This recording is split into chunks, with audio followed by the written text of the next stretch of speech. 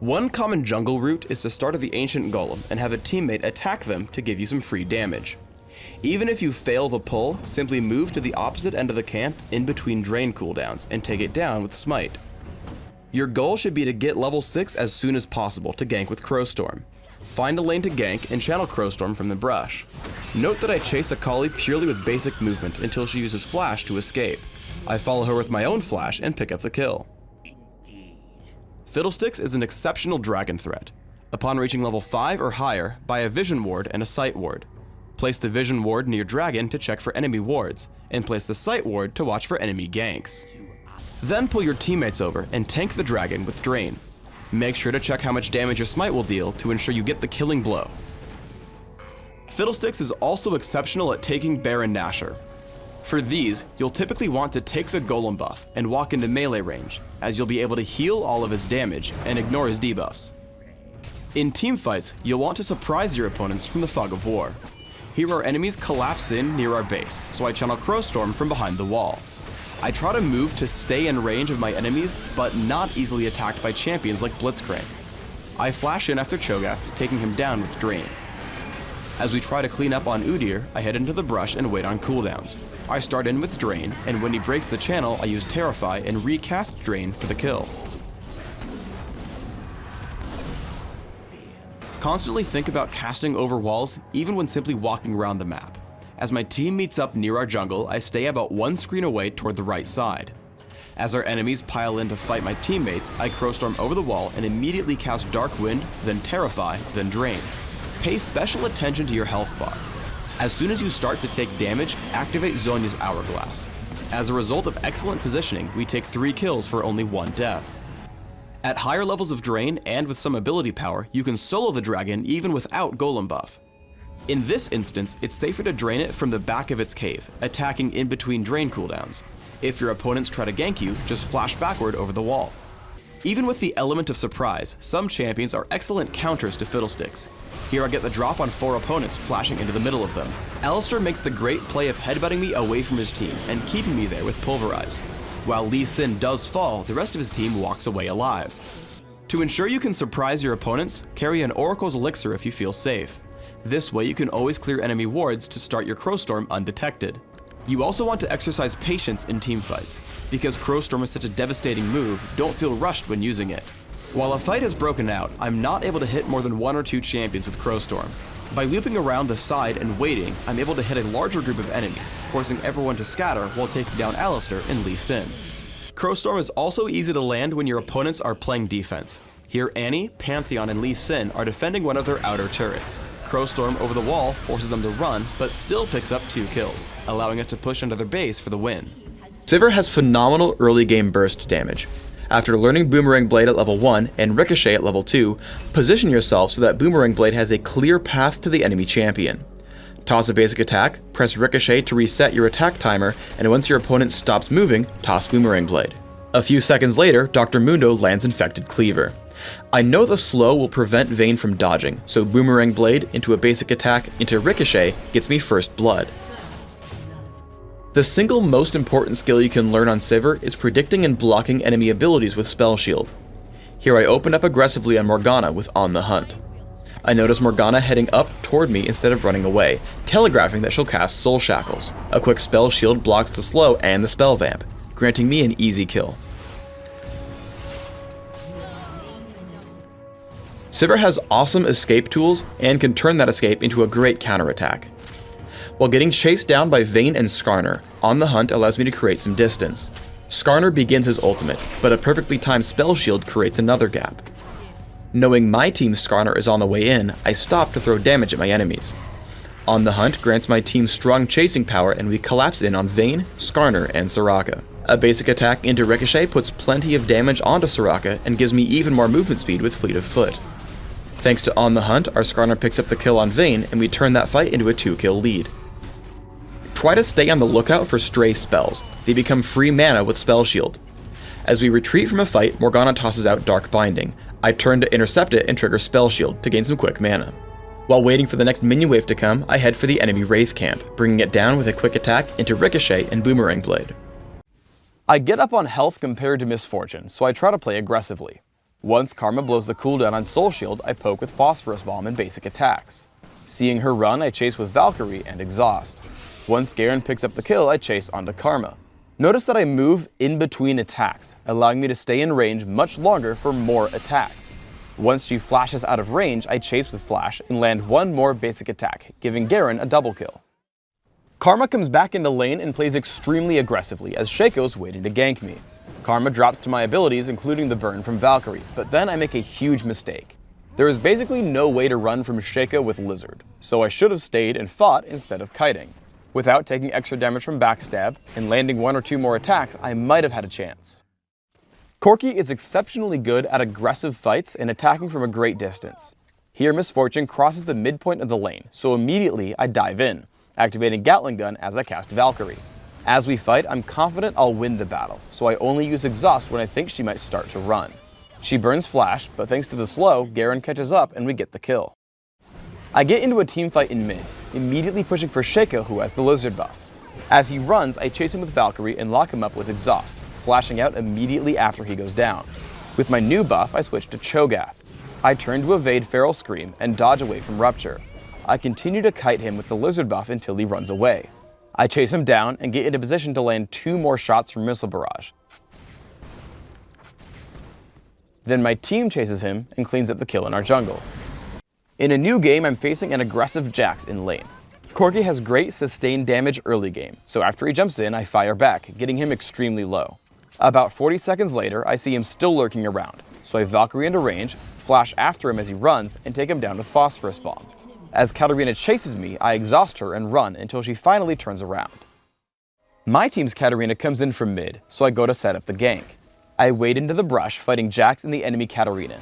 I get ready to Valkyrie out the second she Shunpo's in. Sure enough, they come to fight me, and I bait them into a perfect position. As they run, I start to chase with Missile Barrage and Flash. Then Sona flashes and pops Crescendo, giving us 2 kills. With an early Sheen, I push into Katarina. Early damage output from my abilities is high, so I chase with Valkyrie. I conserve shots of Missile Barrage, hoping that she'll juke me so that I can get in closer.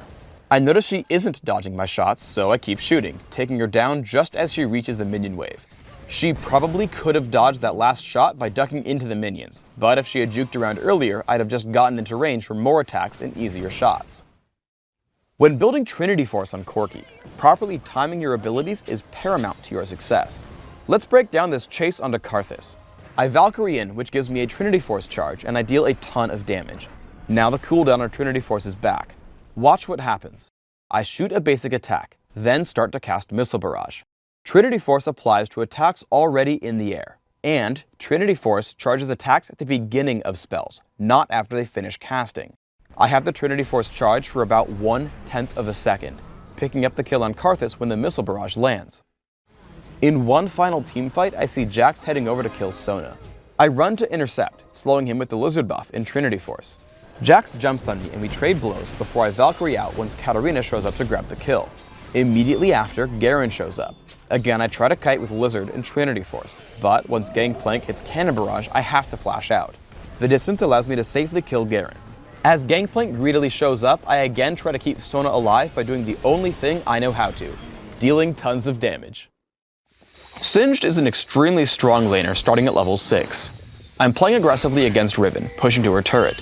Master Yi shows up to gank as I run. First, I stay in the brush, which gives me more time before being attacked. I turn on Poison Trail and try to make a run to my turret. Once he attacks, I use Mega Adhesive directly in front of myself, which would stop most champions. After Alpha Strike, I have one more trick up my sleeve. When he gets into range, I fling him directly into my turret. Knowing he will run, I land an attack or 2, picking up the kill. Then I run as Riven chases me, but I've created enough distance that she drops to the turret and Poison Trail, giving me a double kill almost exclusively from running away. Once you've built an advantage, you should definitely press it and dominate your lane. Note that the playstyle here is buying as much time as possible for Poison Trail. Turn on Poison Trail and then Insanity Potion. I aim Mega Adhesive in the only route Riven can take to retreat. Once she flashes away, I use Fling to place her back into the Mega Adhesive. Finally, Poison Trail ticks down the rest of her health and I get the kill. While running around with Swain and Riven, I get jumped by Master Yi. I keep on Poison Trail and try to use Fling to escape him. I bait him into the brush, then turn around, flinging him over the wall. Xin Zhao comes to help me, and Swain is already low from Poison Trail. After his first kill, I lend aid with Mega Adhesive, helping him pick up Master Yi as he dives underneath the turret. Your mid-game playstyle is all about building a huge gold and level advantage while distracting the enemy team. Once you've completed Rod of Ages, constantly push down minion waves with Poison Trail, then look for nearby fights. Eventually, enemy champions will try to gank you, but with Insanity Potion, Ghost, and Mega Adhesive, you can escape most of the smaller fights. One quick note when playing Singed. You should bind Laugh to something easily reached on your keyboard. Whenever you have downtime in lane, you should laugh at your opponent. It prevents them from dealing tons of damage against you. Now, let's look at a game where it doesn't start so well. At low levels, basic attacks and other abilities can out-damage Poison Trail, so you want to be defensive. Here you can see Jarvan playing aggressively, knocking me up in a minion wave and taking over half my health. Thankfully, I barely survive, but this is obviously not a great start. This trend actually continues for a while, and I start the game 1-5-2. However, after finishing Rod of Ages, I feel confident and have mana to spare. I run through Jarvan's minion wave with Poison Trail and fling him for damage. I keep fighting him until Riven shows up. I start to run, using Mega Adhesive to get them off my back. Poison Trail keeps damaging them, so I run back in, using Fling to damage Riven some more. Basically, as long as Insanity Potion is running, I like fighting. However, I can't dive into the enemy turret, so I hang out around the middle of the lane. Finally, they turn to pressure me, so I fling Riven away from Jarvan and separate them with Mega Adhesive. Now you can see Riven is about to die while Jarvan is powerless to help her. Mega Adhesive and Poison Trail cause Riven to die, and I push into Jarvan. I let my minions tank the turret and run in for a fling, hoping to kill him. I take a little bit too much damage from the turret, dropping to 50 health as Jarvan falls to Poison Trail.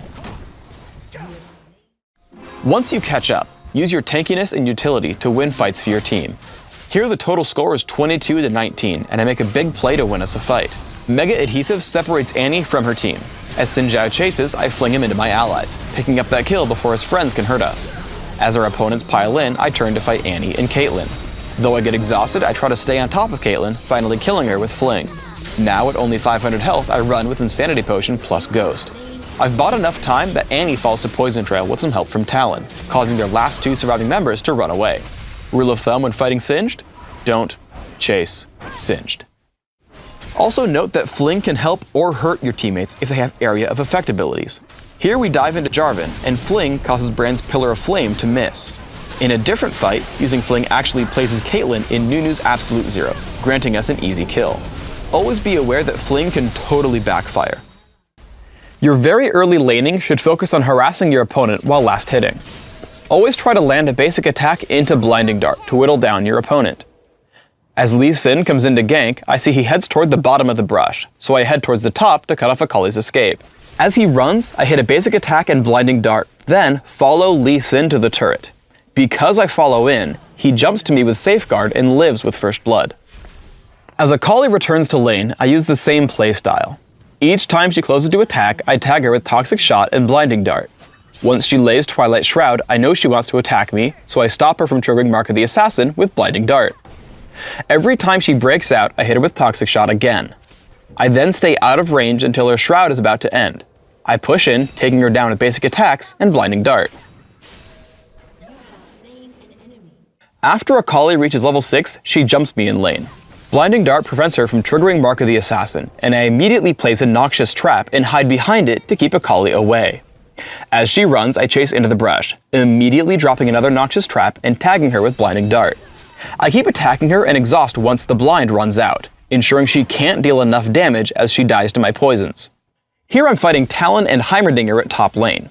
I place a Noxious Trap in a place where I can fight and hold position. Standing atop the mushroom, I push into Talon with Blinding Dart and basic attacks, causing him to trigger my trap with Cutthroat and die immediately to Lee Sin and myself. As we push in on Heimerdinger, the enemy Lee Sin comes in, so I blind him and cause him to retreat. I take down Lee Sin with basic attacks and Blinding Dart, but unfortunately get jumped by Akali in the aftermath.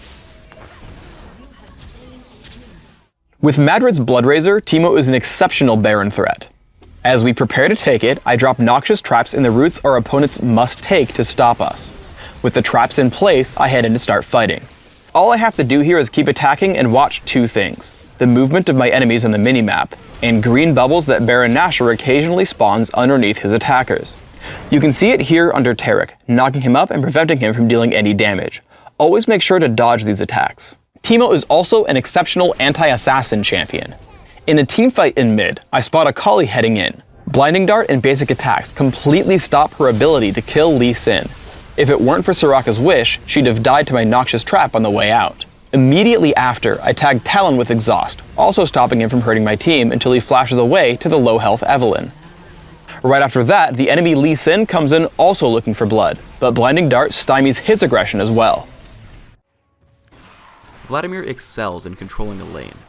At level 6 or 7, you can start wearing down your opponent.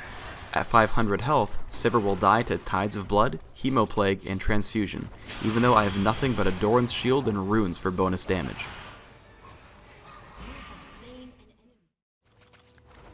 Sanguine Pool makes for a great escape spell. Gragas, Garen, and Sivir all try to kill me. However, I make a point to drop into the pool before Garen can silence me, and as you see here, while I'm dissolved, Gragas' ultimate does not touch me. Spirit Visage is my first major item. A good standard spell combo is Transfusion and Tides of Blood, followed immediately by Sanguine Pool. Once I become human again, my two main spells are already refreshed and ready for cast. The invulnerability from the turret also makes diving a breeze.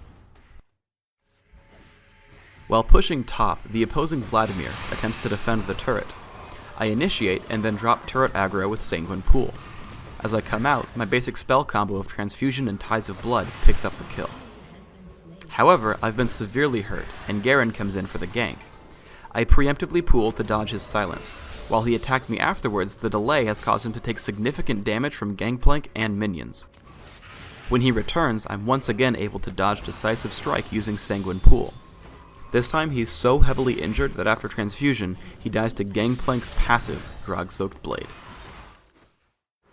Vladimir really shines in teamfights. With 4 of them grouped up, I open with Tides of Blood, Hemoplague, and then Sanguine Pool. As I return to form, Transfusion and Tides of Blood help us kill Gragas and Sion.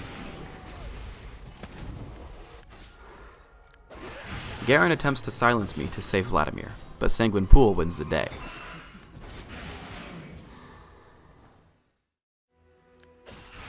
Rylai's Crystal Scepter is the next important buy.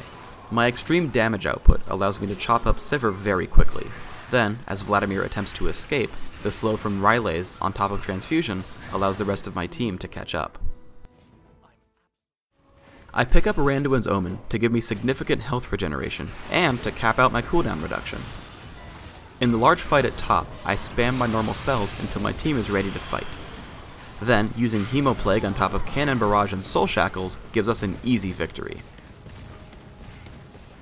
As I take turret aggro, I use Sanguine Pool to dodge Sion's Cryptic Gaze just before it hits me, which allows me to escape the turret. We start another fight as the push continues. Again, I hold off on Hemoplague until my team has baited them into a compact formation for Morgana and Gangplank's ultimates. In the resulting carnage, we mop up all 4 of the enemy champions with almost no danger to ourselves. While Vladimir is not officially a vampire, if you want to roleplay as one, remember to buy lots of elixirs and a Sunfire cape. Real vampires sparkle. I start with Boots of Speed and 3 health potions. Strut lets me harass Anivia with double up. Unhittable by Flash Frost. This is important when landing against champions who rely on skill shot pokes. As such a champion, land a basic attack first. Last hitting minions is extremely important on Misfortune.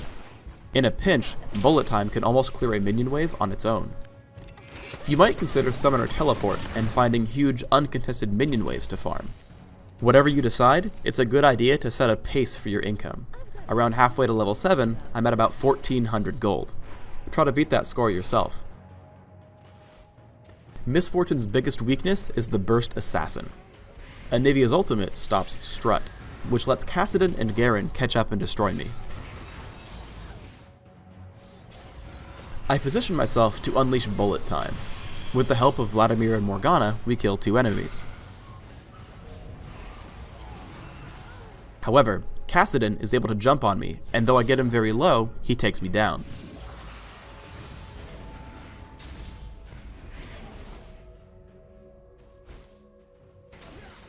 I buy Mercury Treads to help against Anivia and Kassadin. With elixirs active, we kill Baron Nashor, which is extremely quick for a farmed physical carry. As a teamfight ensues, Kassadin chases Xin Zhao. Activating Impure Shots, I get 4 attacks with 1 critical strike, allowing Vladimir to kill him off with Hemoplague. As the enemy team piles in, they've lined up for bullet time. Always try to make it rain first. It's harder for your enemies to leave the bullet time area.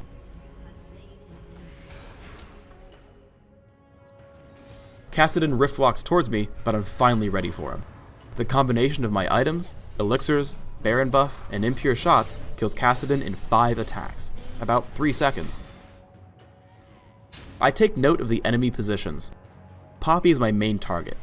Nidalee has no crowd control, and Anivia is far enough away that I can dodge Flash Frost. With Garen and Kassadin missing, I'm safe to commit. However, as the fight goes on, I make the mistake of channeling bullet time while in range of the turret, giving away a free kill. I have enough damage now and need some utility.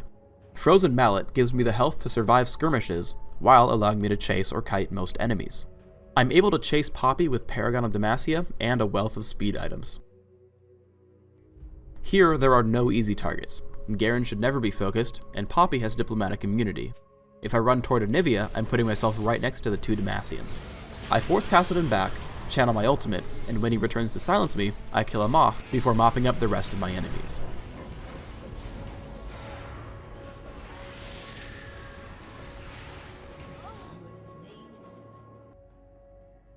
My first item is Chalice of Harmony. The mana allows me to spam more, and the magic resist feeds me ability power. For my first kill, I lead Malzahar with Resolute Smite. Combined with Righteous Gust, Karthus is able to easily camp on top of Malzahar to kill him. I run across Zilean and some friends in their jungle. Using Resolute Smite and Righteous Gust, I'm able to keep pace with him despite being assaulted by Udyr. As I channel Idol of Durand, Malzahar makes the mistake of walking into the radius. He is immediately taunted, and I get a double kill. As our Karthus gets assaulted, I walk up to him so I may speed him up with Righteous Gust, while I slow the enemy Udyr with Resolute Smite. Remember that you have to cast Righteous Gust in the direction you want to run, so you might have to get near your teammates first. By level 9, I've maxed Resolute Smite and have 2 points in Bulwark. I try to use Bulwark as I cast my other spells, since the bonus magic resist gives me increased damage. As I spam into the crowd, my enemies get nervous and assault me. The mere threat of my ultimate is enough to force enemies to stun me, so always wait a little while to cast it. Malzahar and Zilean are killed soon after Idol of Durand ends, as I run away low on health.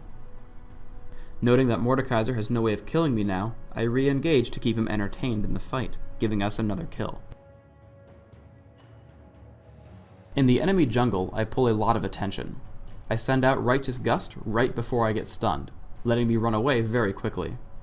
After soaking up Malzahar's and Mordekaiser's ultimate, I toss Resolute Smite onto Zilean as I leave. I put Bulwark on myself in time to tank Zilean's Time Bomb and the last of Mordekaiser's ultimate, while Pantheon picks up a few kills on the cooldownless enemies. I max Bulwark after Resolute Smite. Not only does the armor and magic resist provide me or a teammate with exceptional durability, but I gain tons of ability power when I activate the spell. The duration is long enough that I can use the temporary buff to affect the damage of all 3 of my other spells. My next big items are Aegis of the Legion and Mercury Treads, both because they give great magic resist, but also to support my team and allow me to break off stuns to start my ultimate sooner. Near my tower, I face Zilean and Malzahar. Once Time Bomb and Malefic Visions are placed on me, I self-cast Bulwark just in time for Nether Grasp. Ultimately, I only lose 300 health. Landing Resolute Smite and Righteous Gust brings Zilean extremely low, causing him to use his ultimate as my team catches up. Once Pantheon begins Heartseeker Strike on Malzahar, I use my improved Exhaust to give him an easier kill. With a Rune and Mastery build focused on early damage output and durability, you can easily push around most lane opponents. Once Scion blows his stun, I push in with Parlay and activate Raise Morale for bonus movement speed and damage. Because of Grog-soaked Blade's slow, I'm able to keep up with him as I take down his health bar and force him to recall, giving me free space to farm. Because Parlay gives you bonus gold whenever it kills a unit, you want to use it to farm minions whenever you can. In particular, you want to find out exactly how much damage Parlay will deal to ensure you get the kill. However, because of its cooldown, you will have to kill minions with basic attacks sometimes. The better you can predict your cooldown against minion deaths, the better your gold income. Always remember that Parlay can deal critical strikes. This means that occasionally, Gangplank can get extremely lucky. Volibear dives me with exhaust. I run until it times out, then turn for a Parlay and a basic attack.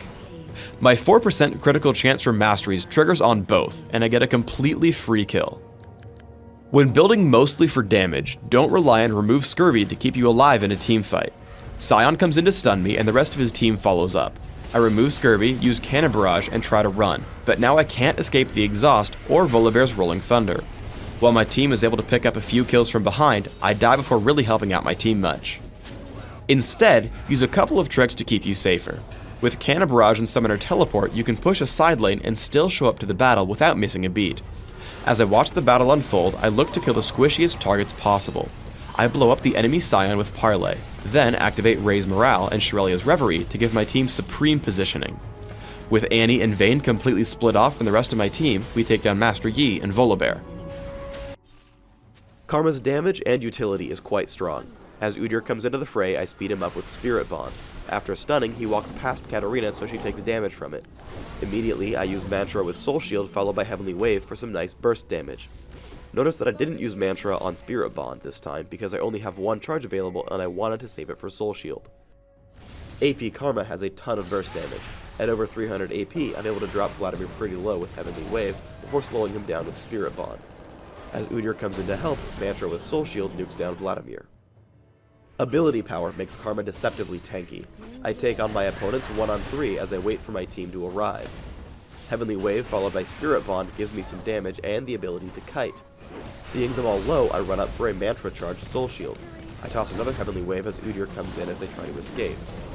I break Spirit Bond off of Udyr too quickly, which was a mistake, and as the battle comes to a close, another Mantra charged Soul Shield takes down Shen. Even with an AP build, Karma is a remarkable support. I Spirit Bond Corki, who is smart enough to walk past Vladimir, making the tether slow and damage him. The haste also allows him to chase and kill Gragas. Even though Shen gave Vladimir a shield, I'm able to cut him down using Heavenly Wave and a Mantran Soul Shield. As we push into their base, I keep Corki healthy with a Soul Shield. Heavenly Wave damages Shen and I tag Udyr with a Spirit Bond, allowing him to not only chase Shen, but nuke him with the tether as well. Because Karma can support herself while nuking the enemies, she's actually a very competent 1v1 champion. Here Gangplank goes for our turret. I open with Heavenly Wave. Spirit Bond allows me to walk into range for a Mantran Soul Shield. Heavenly Wave cools down again, bringing him below 1/3 health, while Soul Shroud keeps me alive amidst his ultimate and Parlay. Karma may also play as a support. When teamed with someone like Garen, you want to take Spirit Bond first. Always remember to take Mantra with Spirit Bond. Right off the bat, Garen is hasted, Singed is slowed and taking damage, and if Garen hadn't walked out of range of Judgment, we probably could have had First Blood at level 1. While you can't target yourself with Spirit Bond, you can target minions. If you're heading back to lane alongside a minion wave, be sure to Spirit Bond one to get yourself back faster. Maxing Spirit Bond with support Karma is extremely potent. Early Soul Shields help keep me alive for a little, while a Mantran rank 4 Spirit Bond brings me to almost 500 movement speed.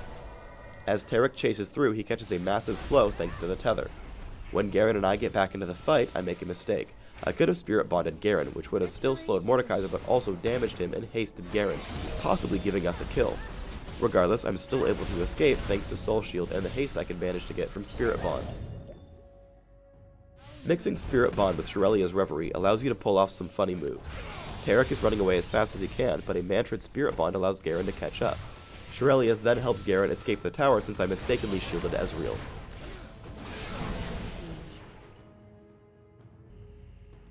Trundle's abilities have quite a few subtleties to them, so let's check them out. Rapid Bite is a free attack that resets your attack timer and applies on-hit effects. Your best option is to activate the ability immediately after landing a normal attack, to increase your overall damage output. Also, the ability moves you forward slightly when it strikes, so it can be a good chasing tool too. When fighting against Trundle, remember that Contaminate is limited to just one area. Here, Ashe kites me until I'm off Contaminate before smacking me in the face with Enchanted Crystal Arrow, meaning I take the stun's normal duration. Pillar of Filth has quite a few uses. Like Anivia's Crystallize, Pillar can block off small passageways, preventing enemies from escaping. Similarly, it can help your teammates land their skill shots. Here, Morgana can't quite reach Ashe with Dark Binding, but by sending her backwards and slowing her with Pillar of Filth, Morgana makes an easy shot. If you have good aim, you can also use Pillar to save teammates. While Heimerdinger is being chased by the enemy Trundle, placing the Pillar directly between them will separate the two champions and block off the chase. Finally, when fighting an enemy Trundle directly, it's always best to cast Pillar of Filth after your opponent does. While he tries to block me off with his cast, I'm now able to completely pin him into the golem area with my own. Because Agony steals a percentage of the enemy's stats, your best bet is to target durable enemies like Malphite, Rammus, or any enemy champion stacking defensive items. Here, Agony allows me to initiate a teamfight on top of the tower, and get away alive.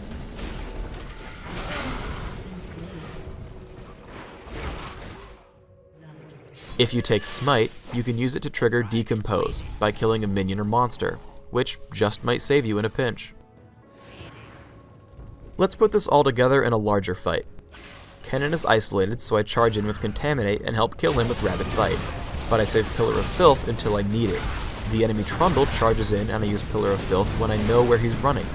Using Agony, I help kill him while surviving Karthus' damage output thanks to the heal on Decompose. Finally, using Frozen Mallet, we're able to chase down and kill Karthus. Right at level 6, you should teleport back to base. Typically, some unlucky enemy will be gankable with Destiny. Let's look for the factors here. I have level 3 stacked deck and have it set up so that my next attack will deal the bonus damage. I lock Gold card, hit Destiny, find an opponent, and gate to Akali. The position of my teleport is also very important. If Akali chose to turn around, I'd be able to escape the tower without taking too much damage. However, I'm in her way just enough that even with Flash, I'm able to spike her for over 200 damage on a single attack. Once again, I look for a gank with Destiny. Again, I am within 2 attacks of hitting stacked deck. With the gold card locked, I know the bonus damage is guaranteed. This time, I know Akali won't see me coming as I gate into the brush, so I can safely lead her movement.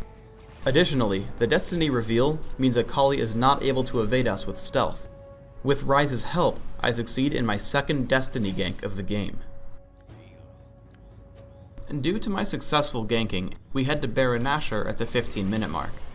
While most of the damage comes from the extremely fast Madrid's Bloodrazor, you can still use pick a card for damage here.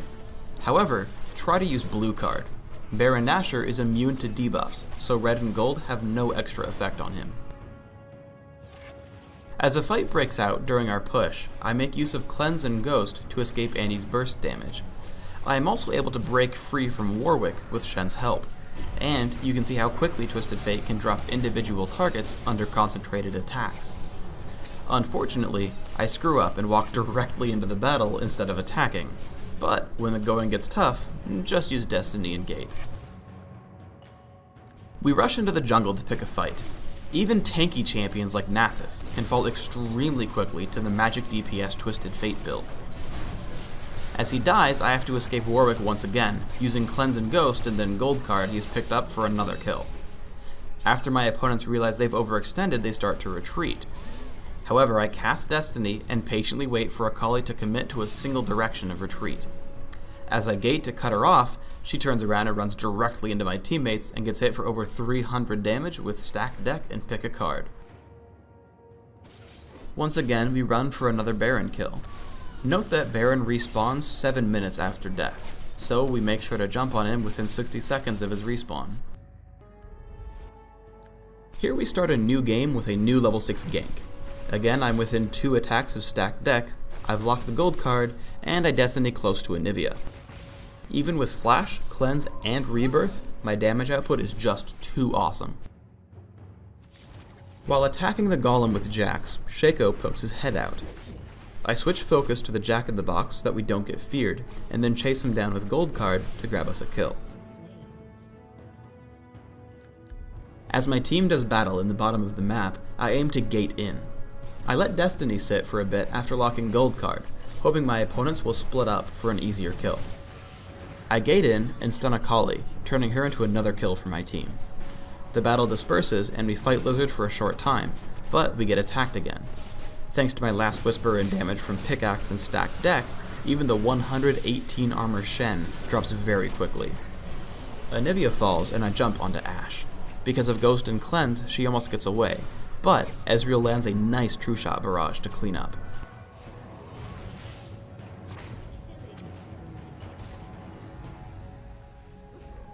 We attempt to kill Baron Nashor, but are quickly ganked by our enemies. I'm sure to stun Shaco with Gold Card, and then cleanse out of Exhaust and Randuin's Omen. Wild Cards and Gold Card net me a kill on Shen. Akali dies to concentrated effort soon afterwards, but as I go to support the rest of the fight, Anivia and Ashe are just getting away. Thankfully, I have Destiny up, and there is no way Ashe is getting away from Gold Card and stacked deck. Let's take a break for some mechanics. Early in the game, you really want to abuse Blue Card. It refunds all but 10 mana, making it essentially free if you use the ability. The bonus damage makes last hitting a breeze. Normally, Twisted Fate has pretty poor base damage, so being able to hit for 77 damage at level 1 is really valuable. Once you hit level 2, you want to start playing the stacked deck minigame. Last hit as you normally would until you've built your third deck charge, where you now have 110 damage to last hit. I start with a Doran's Ring and Health Potion.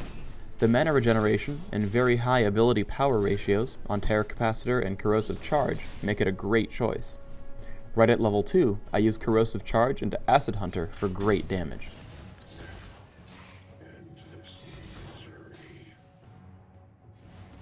Early in the game, my damage output is immense with my armor penetration stack.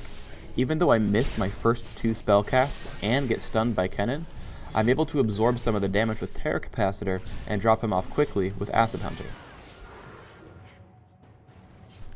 At level 8, I've got level 4 Acid Hunter with 2 in Corrosive Charge.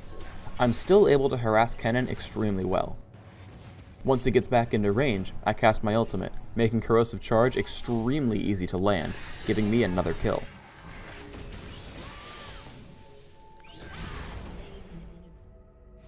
With my Brutalizer and Mercury Treads, I head top to kill Galio.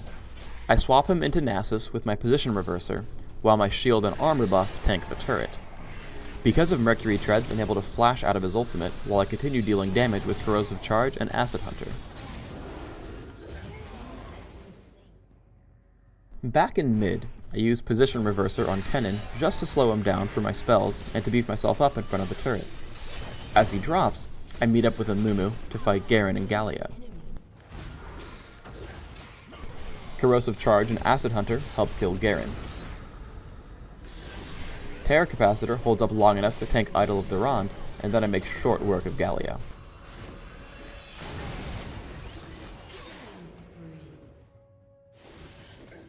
As we start a teamfight in mid, I have one purpose: swap Ezreal into my team. I run up to him with Ghost and use Position Reverser. I pummel him with Corrosive Charge and Acid Hunter while slowing him with Terror Capacitor and Phage. The rest of the fight is a cakewalk with their carries dead, and we score an ace.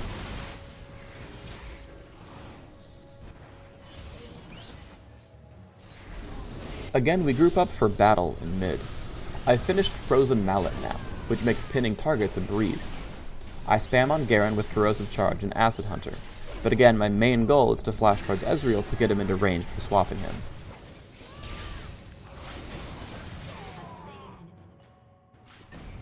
Finally, I want to talk about teamfight positioning. Notice that I walk myself behind Nasus and Gragas, and then aim specifically for Kennen. Once he drops, I repeatedly slow Garen, and finally cast my ultimate on him just to stun him for my team. As Galio channels Idol of Durand, I escape the area with Mercury Treads, and then pick him off as well. Basically, I make sure I'm never able to be killed, while I'm always in range to repeatedly throw all my spells. I coordinate a gank up top with my teammate Blitzcrank. I create a clone with Omen of Death. I slow the enemy Yorick with Omen of Pestilence, and once he gets into range, I deal a ton of damage with Omen of War and Omen of Famine. Unfortunately, Blitzcrank stays in range of the turret too long and gives away a kill. I get jumped by LeBlanc while low on health. Unfortunately, I die, but thanks to Omen of Death, I have full control of my abilities when I respawn, so I get revenge before timing out. We catch two of our opponents in the upper jungle. I catch LeBlanc with Omen of Pestilence, and she dies to Nidalee's Javelin Toss. Later on, we turret dive onto Vayne. My burst damage from Omen of Pestilence and Omen of Famine get us the kill underneath the turret. In a 2 vs 4 at bottom lane, we catch Fiddlesticks.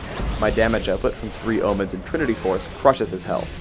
We retreat as the fight wears on, waiting for our teammates. Once they're occupied, I summon more ghouls, which crushes the health of everyone else in that fight.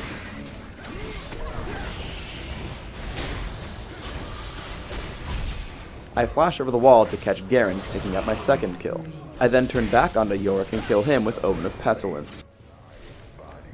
We get into a team fight in mid. Immediately I throw all my Omens out, having my ghouls do a ton of damage for me. Even though I get pushed out of the fight a couple of times, my ranged Omens, Pestilence, and Famine allow me to keep putting out damage even though I'm pushed away. Specifically, Omen of Famine gives me enough health to walk back into the fight in the end. Ultimately, we pick up a ton of kills and win the fight. We catch another team fight in mid, and again I spam my ghouls out, dealing tons of damage to Garen and the rest of the team, getting a kill immediately on Yorick and Vayne. Garen gets swarmed by my ghouls, and as Fiddlesticks shows up late, I instantly burst him down. To clean up the fight, we try to chase down onto the enemy LeBlanc. As we chase her down, I finally land Omen of Pestilence, allowing my team to catch up and pick up the kill.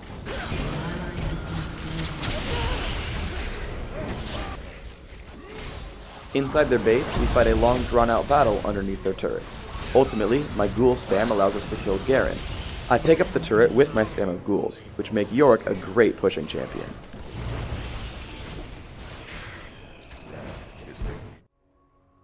Wait about 10 seconds into the game, then Clairvoyance the enemy summoner platform. This should tell you where your opponents are headed, as well as their starting items. It might just give you that edge you're looking for. Starting with Mana Manipulator and Hymn of Valor, you want to abuse your early game damage output. Always cast your 3 spells while in base to charge Power Chord. Then, just use the brush and Sona's excellent range. Even against Taric, I'm able to consistently harass Ashe.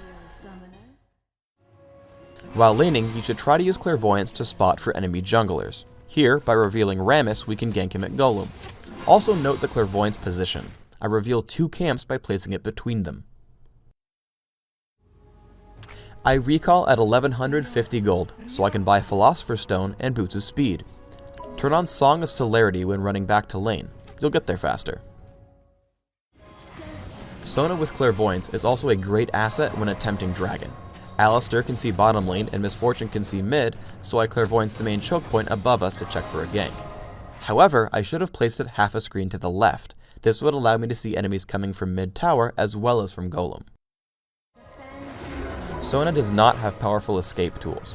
Her heal, while low cooldown, doesn't replenish a lot at once, which makes gank scenarios very difficult for her. Also, because slows divide all movement boosts, Song of Celerity is far from a get-out-of-jail-free card. I should have used Clairvoyance on the river while we pushed. I've bought Mejai's Soul Stealer and a new item, Kindle Gem, on my way to the new support item, Shirelia's Reverie. I buy Mejai's because I can rack up assists while staying out of danger, spamming my abilities.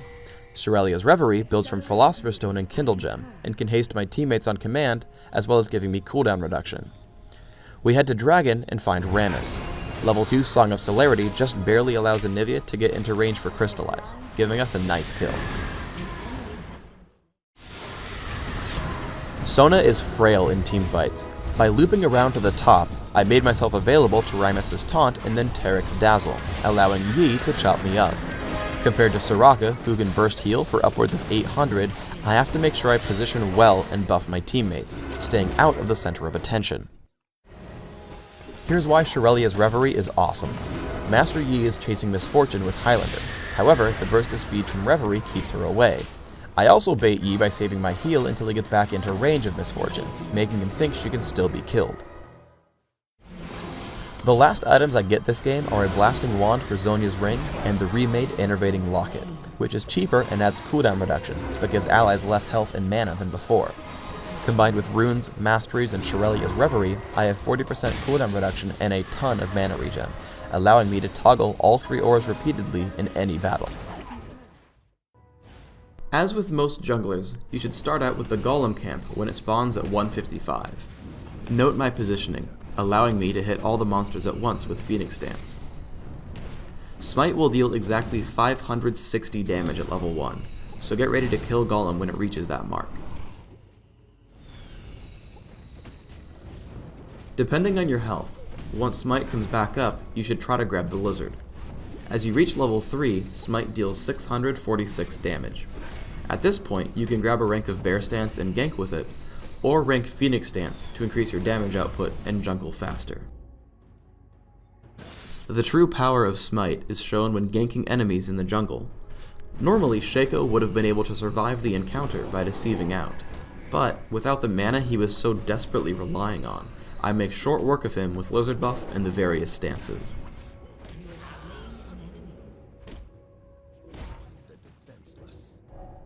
I happen across Shen and Soraka, chasing Soraka away as Garen cuts her off.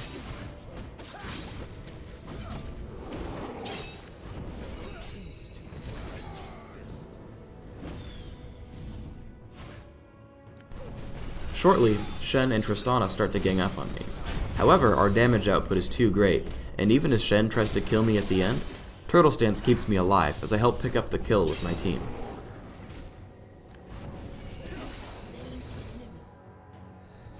I get ganked while trying to solo the dragon. Despite heals and stuns from Alistar and Soraka, Persistence wins the day as Soraka is picked off by Bear Stance and Lizard buff.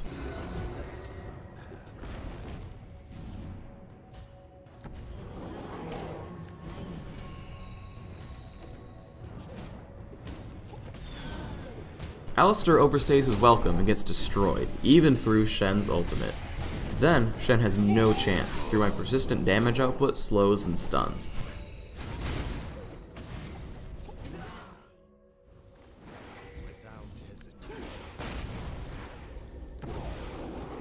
I come to gank bottom, aimed at killing Soraka. After picking her off, I chase down Tristana.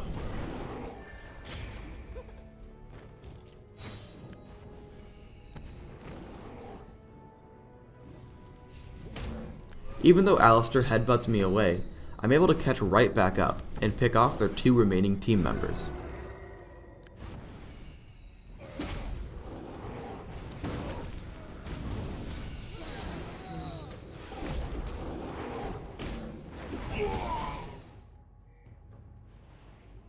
Here's a level 4 Bear Stance gank. I run in from behind the turret, shrugging off its attacks. Annie helps with an initial stun, and Ashe becomes free gold. Udyr is able to easily solo Dragon as early as level 5, and in some cases even earlier.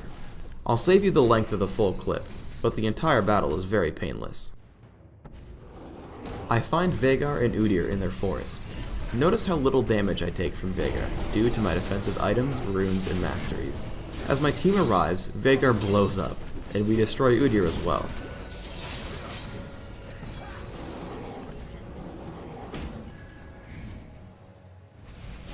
After killing Dragon, we get attacked. After an initial skirmish with Shen, I dive right for Veigar. Afterwards, I rotate back onto Shen. He disengages as he gets low, but Ghost plus Bear Stance allows me to catch him quite easily.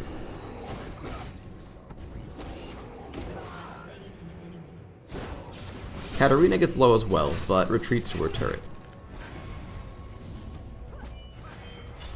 As Gragas comes from behind, Ashe falls to Bear Stance, and as we kill the front turret, Shen cleans up Katarina.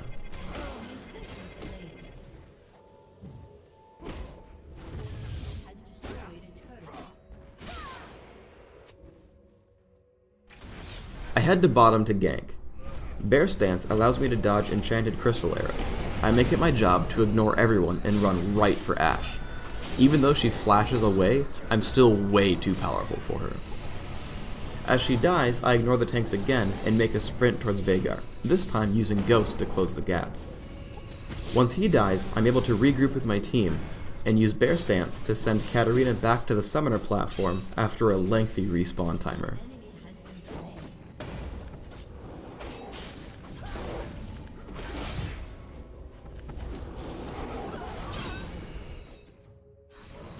Baron Nashor is also an easy target for Udyr. With Turtle and Phoenix dances, I do great damage without taking any of my own. Lux is a great duo lane champion, especially with her brother Garen. Light Binding can be an excellent setup spell for Judgment. Whenever you have control of a lane, ranged champions like Lux should always camp in the brush. Notice how Akali and Kog'Maw are stuck far back, unable to farm minions.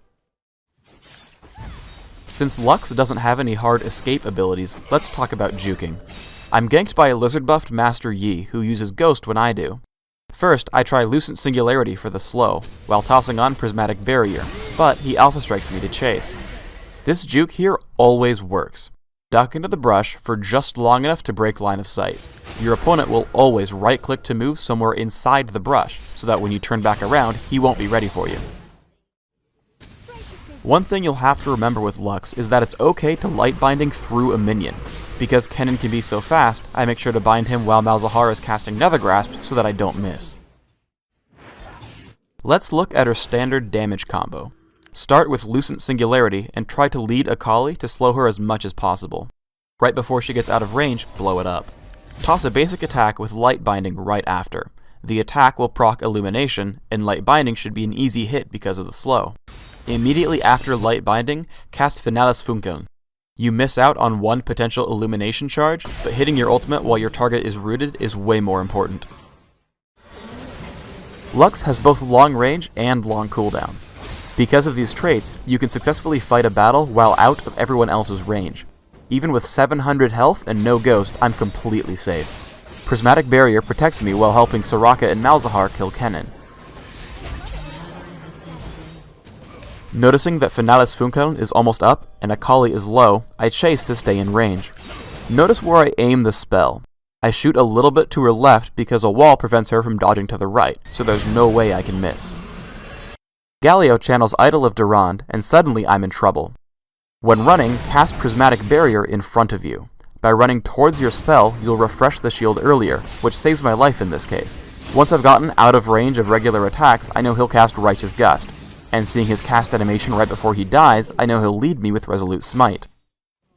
Kayle functions well in any lane, solo or duo, as either a magic damage carry or a support champion. Let's start by looking at her supportive aspects in bottom lane. I hit Vayne with Reckoning, slowing her movement speed, and I turn on Righteous Fury to start dropping her health. Thanks to the slow, Alistar walks into range for Headbutt and Pulverize, picking us up an easy kill. We try to repeat our success on Sona. Even though she flashes away, the slow from Reckoning and the haste on Alistar from Divine Blessing allow him to catch up and headbutt her backward. Stuck inside of our team, I pick up the kill with help from Righteous Fury. Because you can heal yourself and slow an enemy, you can always bait kills with your jungler nearby. I run from Urgot as he chases me until I notice a Mumu coming in from the side. Once he's joined the fray, I jump onto Urgot with Reckoning and then Exhaust, crushing his health with Righteous Fury. Never assume that intervention can save you from everything. Urgot grabs me with his ultimate, and though I can turn invulnerable and run, Divine Blessing is only good for quick escapes, not long chases. Kayle performs a typical damage dealer role for her team in mid-game. I tag Taric with Reckoning, allowing us to chase as I destroy his health pool with Righteous Fury. We land a stun onto Mordekaiser, and keep the damage output on. Note that I actually back off part way through the fight. Seeing him try to assault me, I don't know the state of his cooldowns on Ignite or Children of the Grave, and don't want to give up a free kill. I meet up with Gragas in bottom lane. As he's getting chased by Kog'Maw, I haste him out of the fight with Divine Blessing. I then look to hunt down a kill since I know I can take them. I see Galio turn for Resolute Smite, and back up to dodge it. I know Kog'Maw can't escape me, so I run toward Galio to make him retreat farther away from the fight. Then I turn to fight Kog'Maw. Leading with Reckoning, I assault him with Righteous Fury. Note that I move in between attacks. I want to make it difficult for Kog'Maw to land living artillery on me, just in case someone else comes into the fight. You should use intervention to prevent damage, not to save someone from near death. Right as Ezreal gets swapped into the enemy team, I tag him with intervention. He withstands all of Urgot's damage until a Mumu shows up, allowing us to destroy Urgot and then Galio with Reckoning and Righteous Fury. Even though Kayle has lost some of her late game power, she's still completely capable of amazing damage output. I get jumped by Mordekaiser and Galio. Anticipating burst damage, I target myself with intervention, though I think it was premature. I kill Mordekaiser with Reckoning and Righteous Fury, and switch to Galio until I notice Kog'Maw below. I kill him in about 2 seconds flat, but as I start to get low, I run from Galio and Taric. Intervention is a great way to secure kills during a turret dive. Here Urgot swapped Gragas into the turret. I walk up and take him down with Reckoning and Righteous Fury, making sure to turn myself invulnerable once they start coming under fire. In a team fight in River, I catch Kog'Maw out of position. Immediately I destroy him with Reckoning and Righteous Fury. After Galio uses his ultimate, I notice that Ezreal is low and likely to be the target of our enemies. Sure enough, I block much of Mordekaiser's burst with Intervention and heal him, having Ezreal survive the fight despite being in melee range. Ultimately, we kill 3 enemies with no deaths. If you take a solo lane, you don't have a lot of power very early on, so you shouldn't try to harass too much. However, her attack animation is excellent, so it should be fairly easy to consistently last hit minions. Start aggression at level 5, cast Sigil of Silence and then Distortion to trigger the mark, immediately casting Ethereal Chains and Ignite. Once you've nurtured the root, Sigil of Silence will be available to finish off your target. Maxing Sigil of Silence gives you the best guaranteed damage output. I harass Misfortune by jumping into range with Distortion and an immediate Sigil Mimic combo. When Mimic cools, it allows me an easy kill. If you hurry, you'll have time to reactivate Distortion to retreat. Always consider what use of Mimic is best. While Sigil of Silence deals more damage, I mimic Ethereal Chains because the extra root allows Rammus to catch up and get an assist. If you don't burst your target down immediately, you'll be left without an escape. I use Distortion to chase Kassadin, which results in being stranded. Even without Mimic, the order of your spells matter. Here, I hit Vladimir with Ethereal Chains and then Sigil of Silence. Because he's not silenced, he flashes out. For champions without escapes, leading with Ethereal Chains is fine. However, in this case, Sigil of Silence would have triggered when I hit Ethereal Chains and given us an easier kill. Here's an instance where I perform my spell order correctly. Sigil of Silence into an immediate Mimic keeps Kassadin from rift walking away, while I still have Distortion and Ethereal Chains both available to trigger the Mimic's Sigil for up to 5 seconds of silence. When fighting a champion with no escapes like Garen, you want to reserve Mimic for Ethereal Chains. I Distortion into range for Chains, and after his silence, toss another one on via Mimic. Seeing Misfortune stunned by Scion, I save Ethereal Chains and just kill her with Sigil of Silence and Distortion. Since all of LeBlanc's abilities have such different uses, you need to be aware of how the battle will unfold, as now I have Ethereal Chains available for Scion. I tried to play Cassiopeia as a jungler. You can see here that even at level 1, she has the power to die horribly against most jungle monsters. Instead, Cassiopeia can take either a solo or duo lane. Repeatedly casting Noxious Blast will keep your passives stacked up. With my Rune and Mastery build, you can spam it almost indefinitely, and kill the enemy caster minions in just 3 casts, as well as giving you the potential to harass your opponents. While soloing, always wait to cast Twin Fang until you've poisoned the enemy target. Missing even one will pretty much end your ability to combo against your foe. One cool thing about Cassiopeia is that only one of her abilities even requires a target. Here I blindly scout for Twitch with Noxious Blast. You can see here that I've hit him, as I've gained Noxious Blast's movement speed buff. However, if you can't guess where your opponent is properly, you might just get taken out before you can react. Twitch took his time getting around the likely spam spots, so that he could hit me without taking damage beforehand. If you'd rather work with a teammate, note that poisons from champions like Teemo and Singed also work with Twin Fang. Here I'm able to grab an easy kill on Reindeer Kog'Maw with just Twin Fang, finished off by Teemo's Toxic Shot as he flashes away. When fighting against Cassiopeia, note that she is extremely reliant on her full combo, as well as her ultimate in scary situations. If you can dodge Noxious Blast, or get out of range for Petrifying Gaze, you have a great chance of winning the fight. Putting it all together, dodging Noxious Blast and Miasma will give you a huge window of opportunity when fighting against Cassiopeia. Sometimes you might have to use Petrifying Gaze to help set up your combo. When that's the case, your opponent should try to have their back turned so they won't be stunned. Once you do land a poison, I strongly recommend you smartcast Twin Fang, which defaults to Shift E on American keyboards. Obviously, Sona is not much of a duelist, but these key ideas still hold. As a physical carry, Caitlyn can excel in all 3 lanes. If she takes top, she can use the brush to prep headshot. Hit minions 3 times within the brush and 1 time outside of it to prepare the attack. Using headshot to repeatedly harass enemy champions is a great way to gain dominance in lane. If you take middle, you can use the cliffs around the river to escape ganks from your enemies. In this case, you should usually wait in the brush before you jump over. Your opponents will have to commit to either side of the cliff, giving you the option of simply running or using 90 caliber net to escape. In some cases, you can prepare Yordle snap traps on the other side to make your escape even easier. The bottom lane functions like the top lane with the brush, and is especially useful if you team up with a support champion like Janna. Since Piltover Peacemaker has a channel time up front, some players resort to simply farming with the ability. But fighting against her, you should always be careful about being hit. To help with the learning curve, here are a couple shots showing her animation into the attack. Also, because it's a skill shot, you can always snipe players in the brush or across walls. Because of her exceptional range, she does really well with the lizard buff. Always make sure to fight monsters from the brush to trigger headshot more often. When chasing an enemy, you should consider how to use 90 caliber net. Generally, the slow doesn't make up for the loss in distance. Firing the net backwards will allow you to use it as a simple blink, which might be your most used option.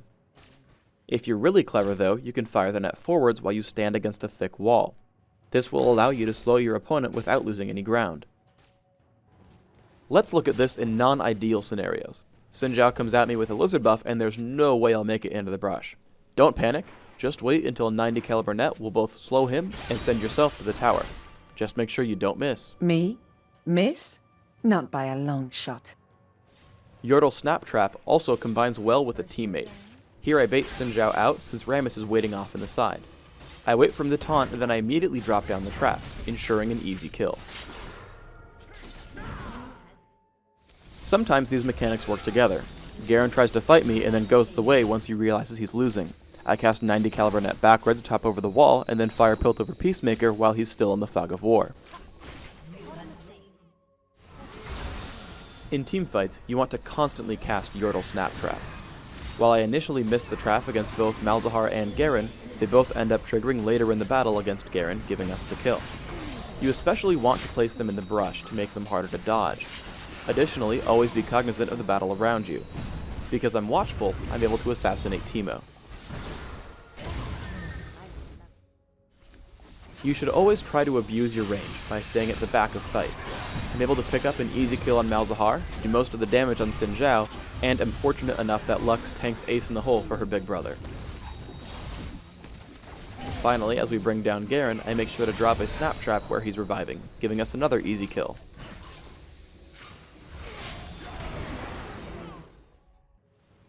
Renekton is a more flow-based champion, so instead of special tricks, I want to show you how his Fury generates and falls, where to spend it, and efficient combinations. Fury caps at 100. Additionally, Cole the Meek builds 5 Fury per target hit, and Ruthless Predator builds Fury because Renekton attacks twice. However, as part of the cost, Furious abilities do not build Fury when used. At level 2, you have the ability to put out some pretty easy harassment. Slice through the minion wave to the enemy champion, use Cole the Meek, and dice back out. If you're hurting for health, wait until you have 50 Fury. Slice through the minion wave as before, but just make sure you're in range of all the minions before using a Furious Cole before dicing out. The real pain comes after level 3, when you've picked up a Ruthless Predator. Slice in, hit with Cole the Meek and Ruthless Predator, and dice back out. Using this ability will pull minion aggro, so be very careful about retaliation when trying to escape. Because you should always be able to heal yourself, you should be farming minions very quickly. While this is far from a perfect score, try to compare your minion kills against this mark, 110 minions by 12.5 minutes. Because of this huge item advantage, I'm actually able to take on a 2v1. Irelia has been exhausted, and I'm out of range of Heimerdinger's turrets. Dominus feeds me a Furious Ruthless Predator, chasing her down with Slice and Dice, and another Ruthless Predator thanks to my huge cooldown reduction. Now I use a Furious Cole the Meek to restore most of my health, allowing me to chase down Heimerdinger under the turret. Renekton is a good pusher, as he can take on the oncoming minion wave by himself, regaining health.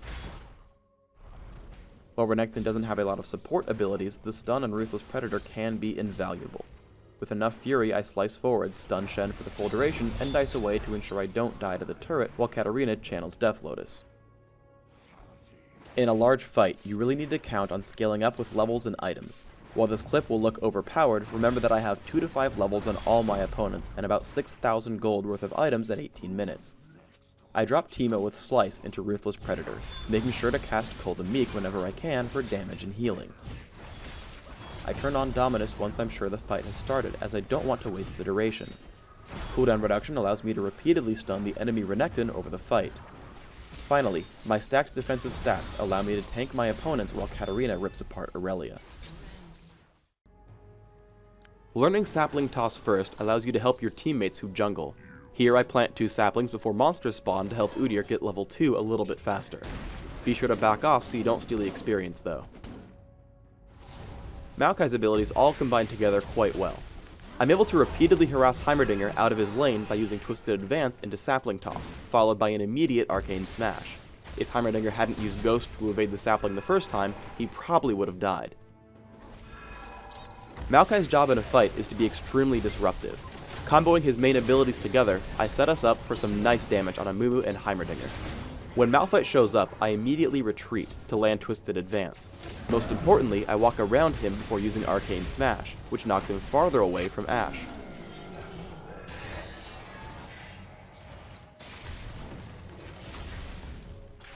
Finally, as we chase down Amumu, Twisted Advance once more allows us a kill underneath the turret. In a mobile fight, you have to be very careful about when to use your ultimate. It drains mana every second, and you want to maximize the damage you deal to enemy champions. Here it blocks a lot of their initial burst, and hits the 4 enemies present in the fight. Afterwards, I get forced backwards due to all the damage I'm taking, which is my job anyway. Arcane Smash forces Trundle away, and I continue to harass with Sapling Toss. After deciding I can survive Malphite, I head in for Twisted Advance and Arcane Smash, helping us get the kill.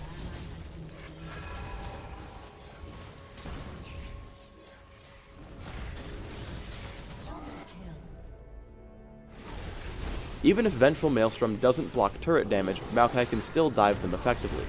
I help my team pick up Heimerdinger and Sivir by slowing and rooting them in sequence, as well as using Vengeful Maelstrom to help return their damage back.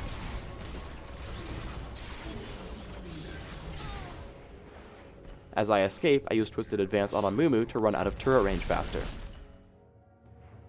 As a tank, you want to pick out isolated targets first. Twisted Advance allows me to get behind Malphite and knock him forward with Arcane Smash. Upon seeing the battle start, I throw up Vengeful Maelstrom. Sapling Toss and Vengeful Maelstrom end up putting a lot of damage out on Amumu, letting us pick up 3 unanswered kills.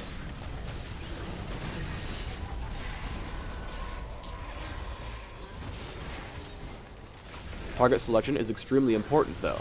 While I'm sure Trundle would have been a very easy kill for us, I'm much more concerned with the Sivir who is killing our Ashe. Twisted Advance locks her inside the turret, while she spell shields my Arcane Smash. Thankfully, Udyr also knew who to kill, and we were able to avenge Ashe's death.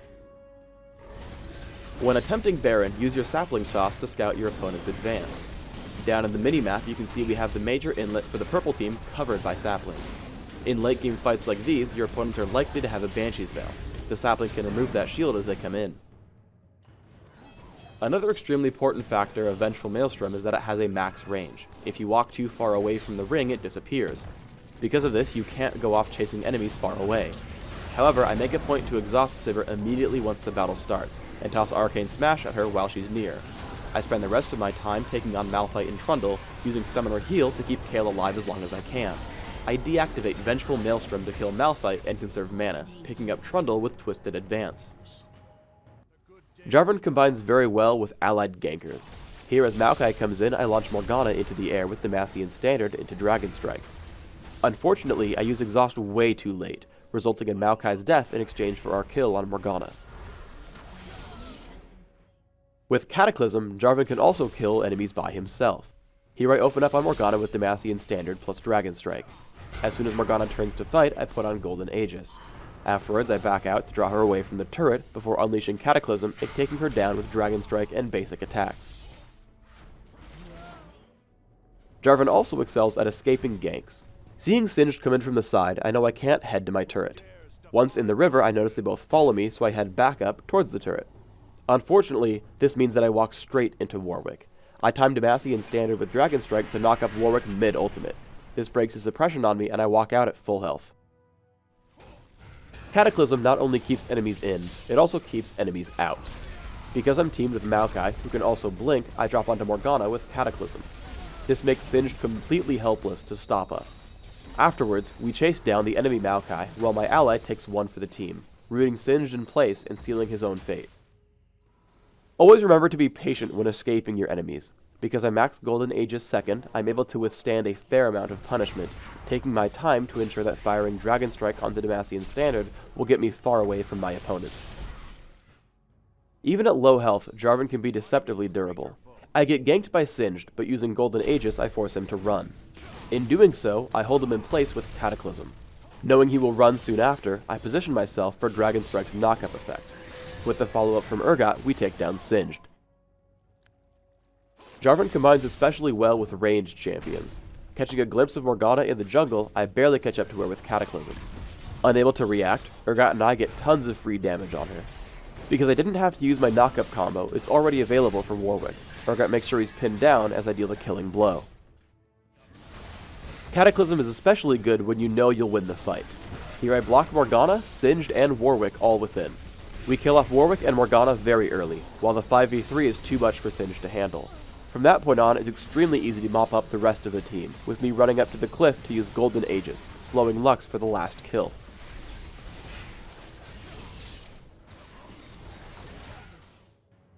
Jarvan's wealth of crowd control effects make him an excellent teammate all around. I open with Golden Aegis, slowing Lux and Singed. Though I intend to also hit Lux, Demacia in standard with Dragon Strike helps us kill Singed. From there I land Cataclysm when it will trap both Morgana and Lux. Noting that we can't kill Lux quickly enough, I use Exhaust before she gets out of range, picking up the kill with Dragon Strike. Jarvan also has probably the funniest synergy with Urgot. As soon as Urgot picks a target to swap, land Cataclysm in the target now stuck in the middle of your team. Guaranteed success. Now let's talk builds. I play Nocturne as a jungler. His jungle speed and ganking potential are very strong. Nocturne is a natural ganker. Open up with Duskbringer to close the gap. I use Shroud of Darkness to block Nunu's Ice Blast, while Unspeakable Horror triggers, keeping him in range longer. When he flashes away, I keep up with Ghost, taking the kill with Duskbringer. If your opponents see you coming, make sure not to miss Duskbringer. Here I lead with Unspeakable Horror, only shooting Duskbringer once Twisted Fate stuns Caitlyn.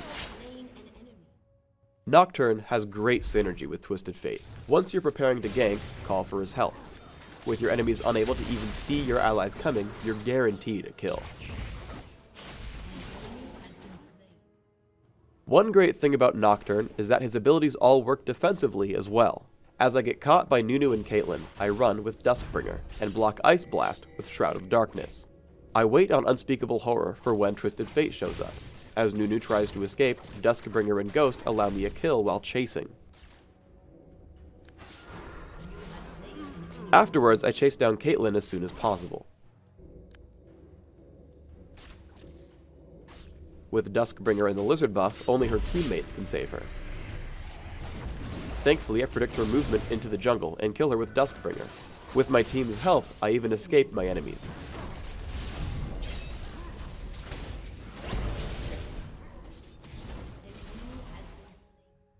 As an assassin, you want to be constantly ganking for your teammates.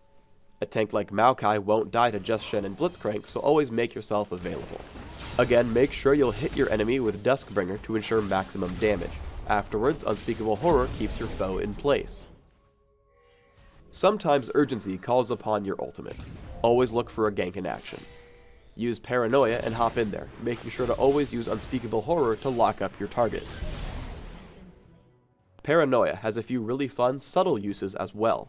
Because it moves you, you can escape abilities like Nunu's Absolute Zero. Because it deals damage, you can sneak kills on targets like Kayle. Because she loses all allied vision, she doesn't know I'm coming for her until it's too late.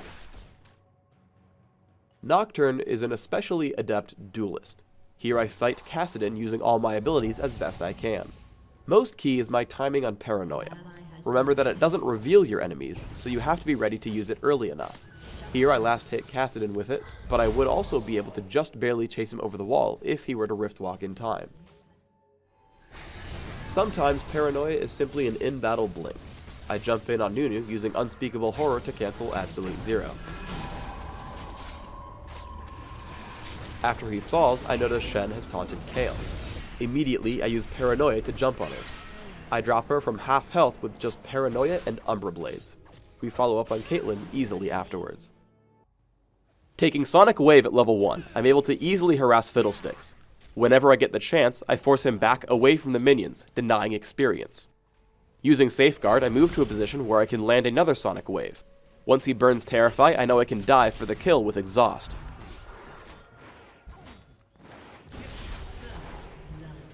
The turret kills me, but it was worth it, because I said so in chat.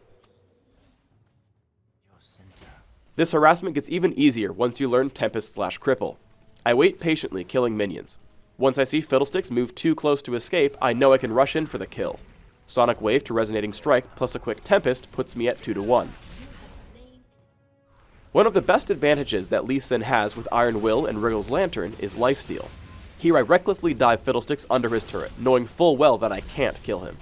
I simply disengage and regenerate my health on minions, ready to fight again. Soon, I'm able to spring a trap from the brush, killing Fiddlesticks.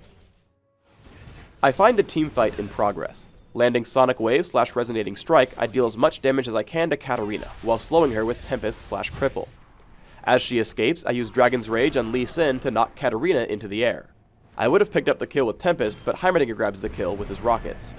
Once a Mumu initiates, I jump onto Fiddlesticks quickly with Sonic Wave/Resonating Strike, and noticing that I've pulled tower aggro, I run away with the shield from Safeguard. Always remember that Safeguard lets you escape to a nearby teammate. Here the enemy Lee Sin tries to kick me back into his team with Dragon's Rage. Right as he starts casting it, I dash in front of him with Safeguard, causing him to push me to safety instead. Safeguard may also be cast as an initiation move. Here we catch Yorick off to the side. I Safeguard to the nearest minion, cast Exhaust, and chase him down with Tempest/Cripple. I last hit with Dragon's Rage, just in case he starts channeling Infinite Duress on one of us. Some may say that this was a kill steal, but for Lee Sin the Blind Monk, every kill is his to take. A teamfight erupts in the enemy base. I make a point to kick away Katarina with Dragon's Rage, immediately chasing her and the enemy Lee Sin. I follow my team back in for Alistar, but as soon as I see myself low, I immediately try to Safeguard out of the battle. We start another fight in mid. I prioritize Katarina right away, using my energy on the offensive spells of Sonic Wave/Resonating Strike and Tempest/Cripple. I then chase down Alistar, using Tempest/Cripple to slow him. He gets one headbutt off before running out of mana due to Wit's End. Because he flashes away, I chase with Ghost. With his mana still too low to react, I pick up the kill with Exhaust. Immediately afterwards, I get attacked, but Tempest/Cripple ensures I chase down the enemy Lee Sin.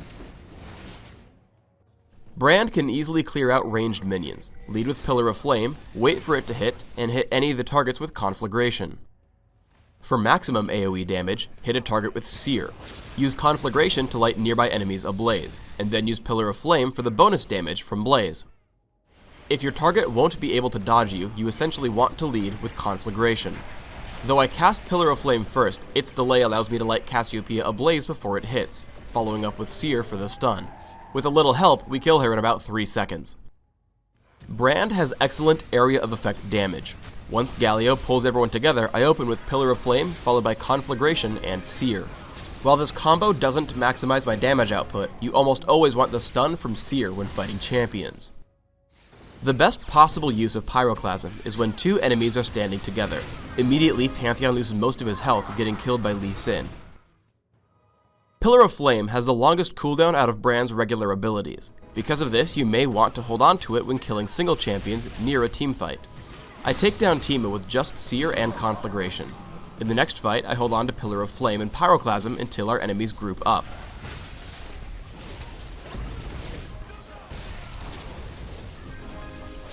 Immediately, I follow up on the survivors, taking down Cassiopeia with Seer. If you don't have a lot of teammates nearby, you have to be the biggest source of damage. We catch Blitzcrank, and I hit him with the default anti-champion combo. Conflagration followed by an immediate Pillar of Flame and Seer. Noticing his proximity to Teemo, I toss out Pyroclasm before following him and killing Teemo with Seer. Looping back around, I see Pantheon and use the same combination again. Waiting on all my cooldowns, I also help take down Jarvan the same way.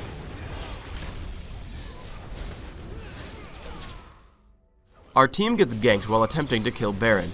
Seeing Pantheon in front, I toss out Conflagration and Seer to stun him.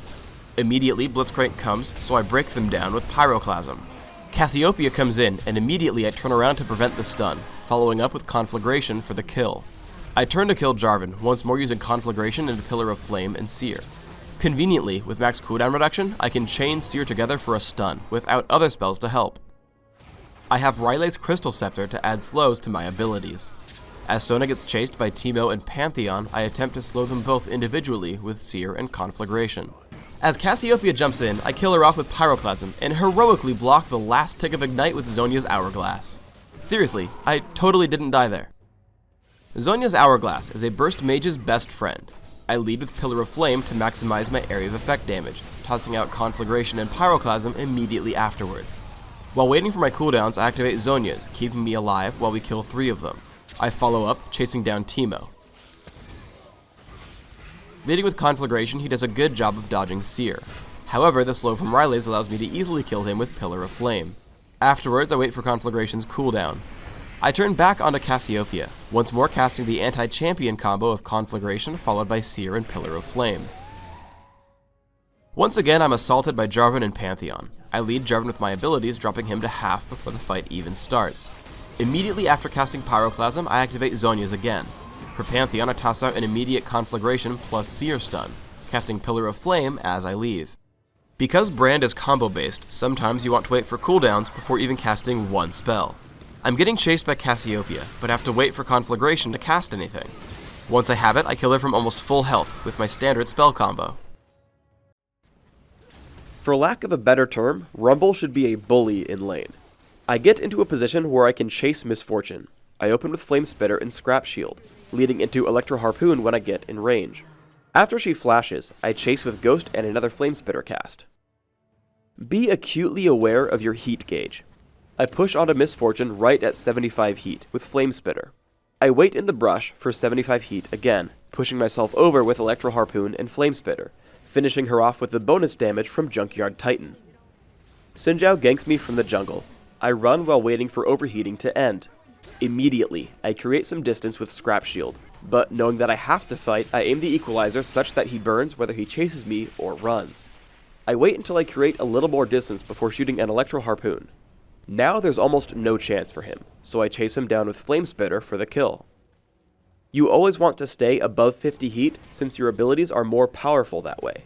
Before even getting a breather, Alistar comes for me. Remaining in the danger zone, I shield myself and attempt to slow him with Electro Harpoon.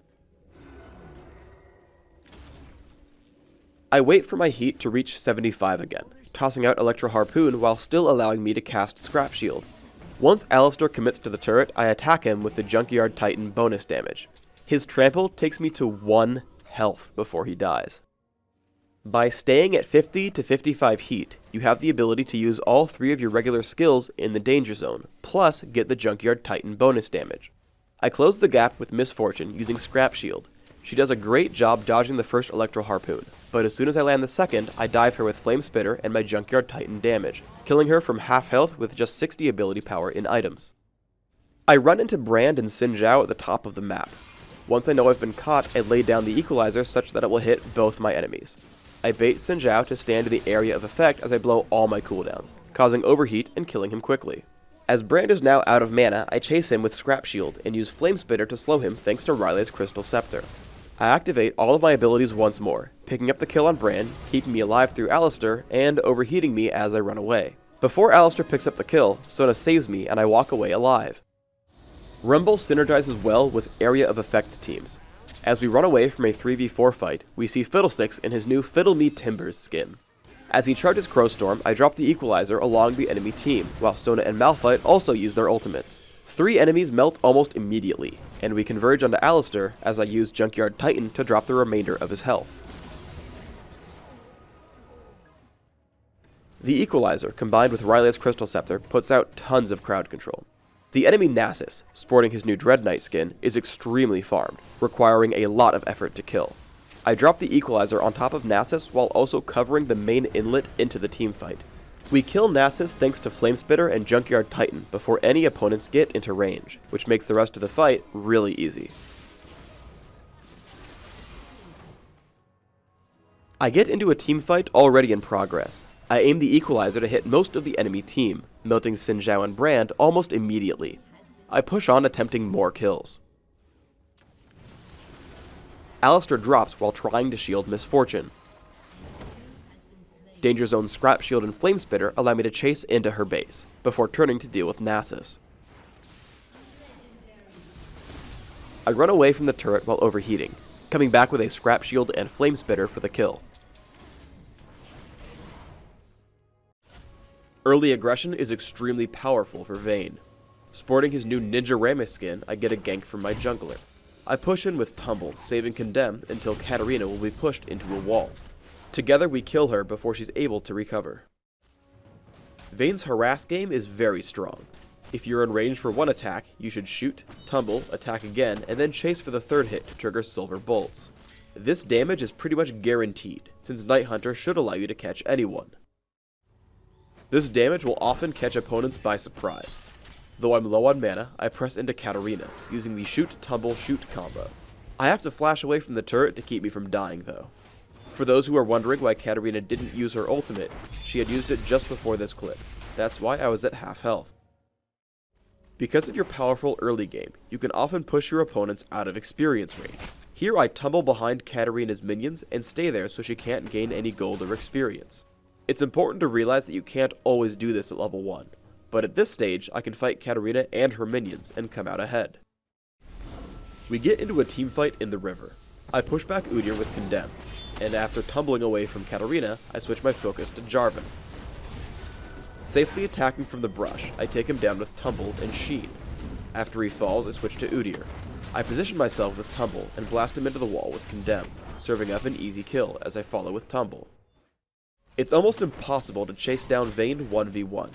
Singed tries to attack me, but I simply tumble out of range every time, finally using Condemn when I feel threatened. Condemn doesn't always have to hit a wall to ensure a kill. Here I keep running toward Udyr, knocking him back away from his turret with Condemn, once Rammus' taunt ends. Vayne's best fights are 1v1, especially once you have Trinity Force. Singed comes at me with nowhere to run, so I turn and fight. Tumble and Condemn keep me safe for the first half of the fight, until Jarvan shows up. He tries to knock me up with Demacian Standard and Dragon Strike, but I tumble out of the way just in time, landing the kill onto Singed. As Jarvan jumps onto me with Cataclysm, I tumble aside and push him back with Condemn, also dealing massive damage with Silver Bolts.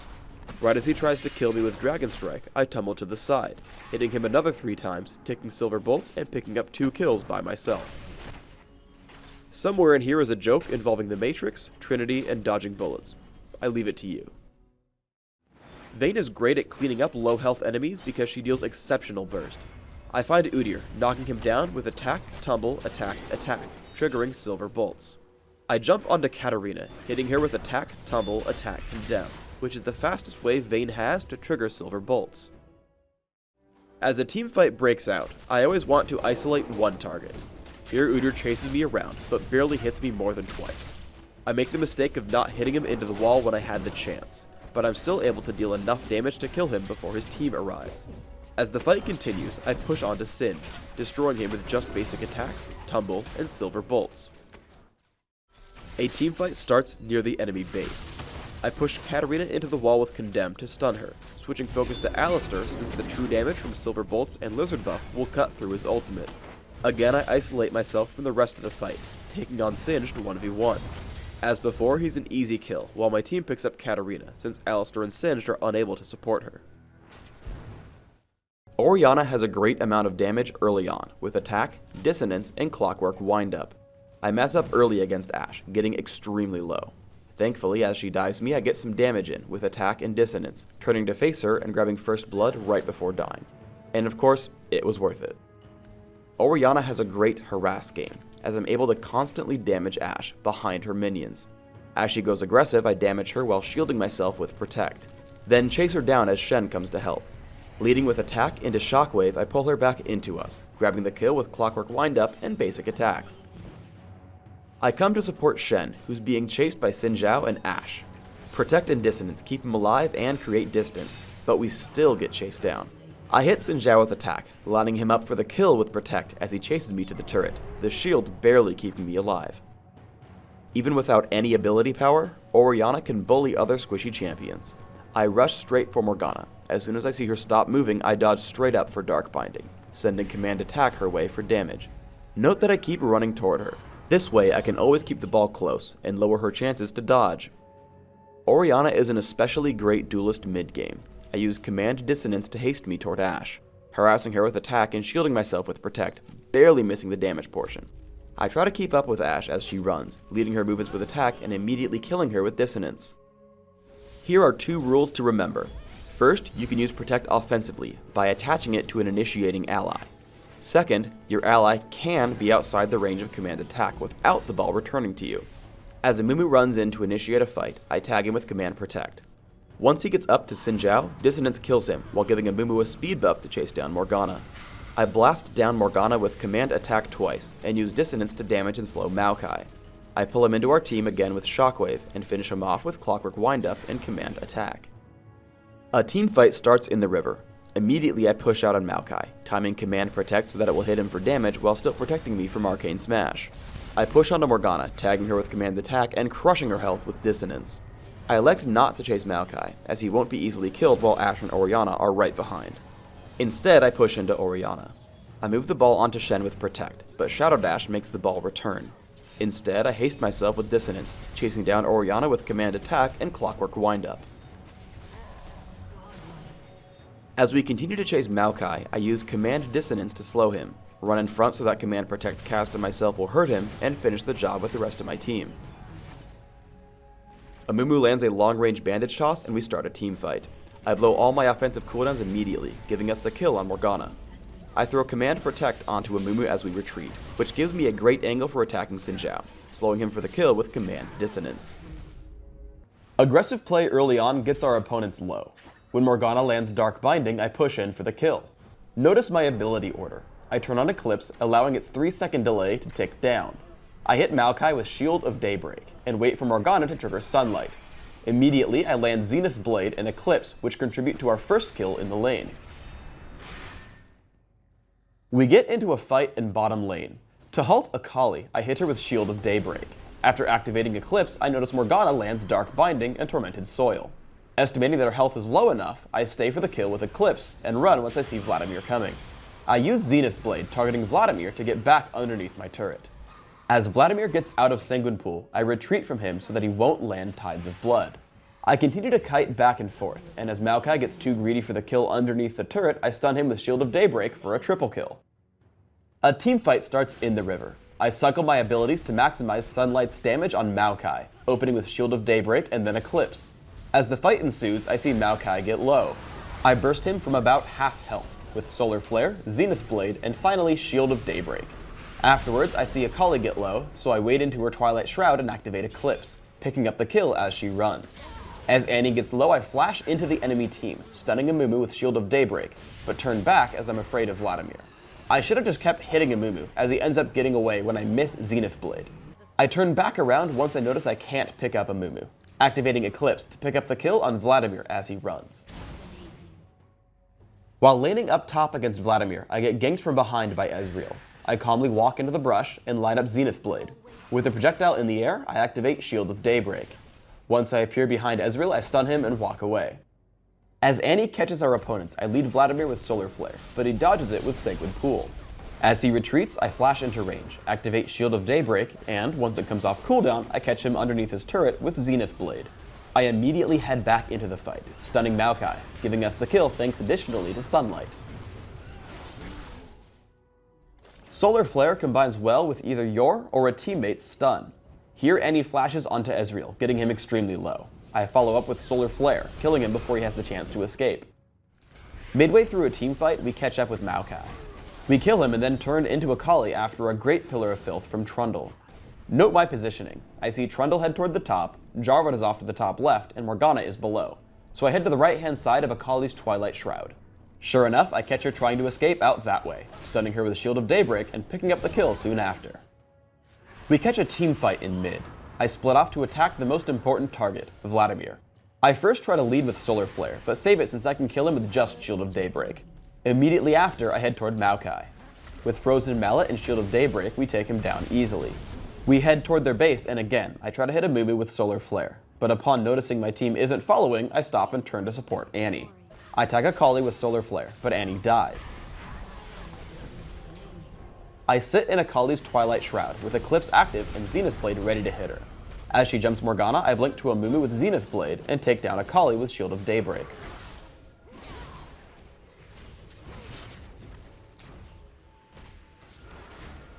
After that, I peg the running Ezreal with Zenith Blade and Shield of Daybreak.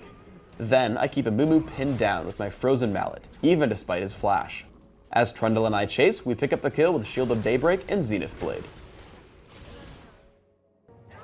Early game harassment with Nimbus Strike can really set you ahead, especially against slow mages. Throughout the early game, you can really get some free harassment with armor penetration and an early Doran's Blade.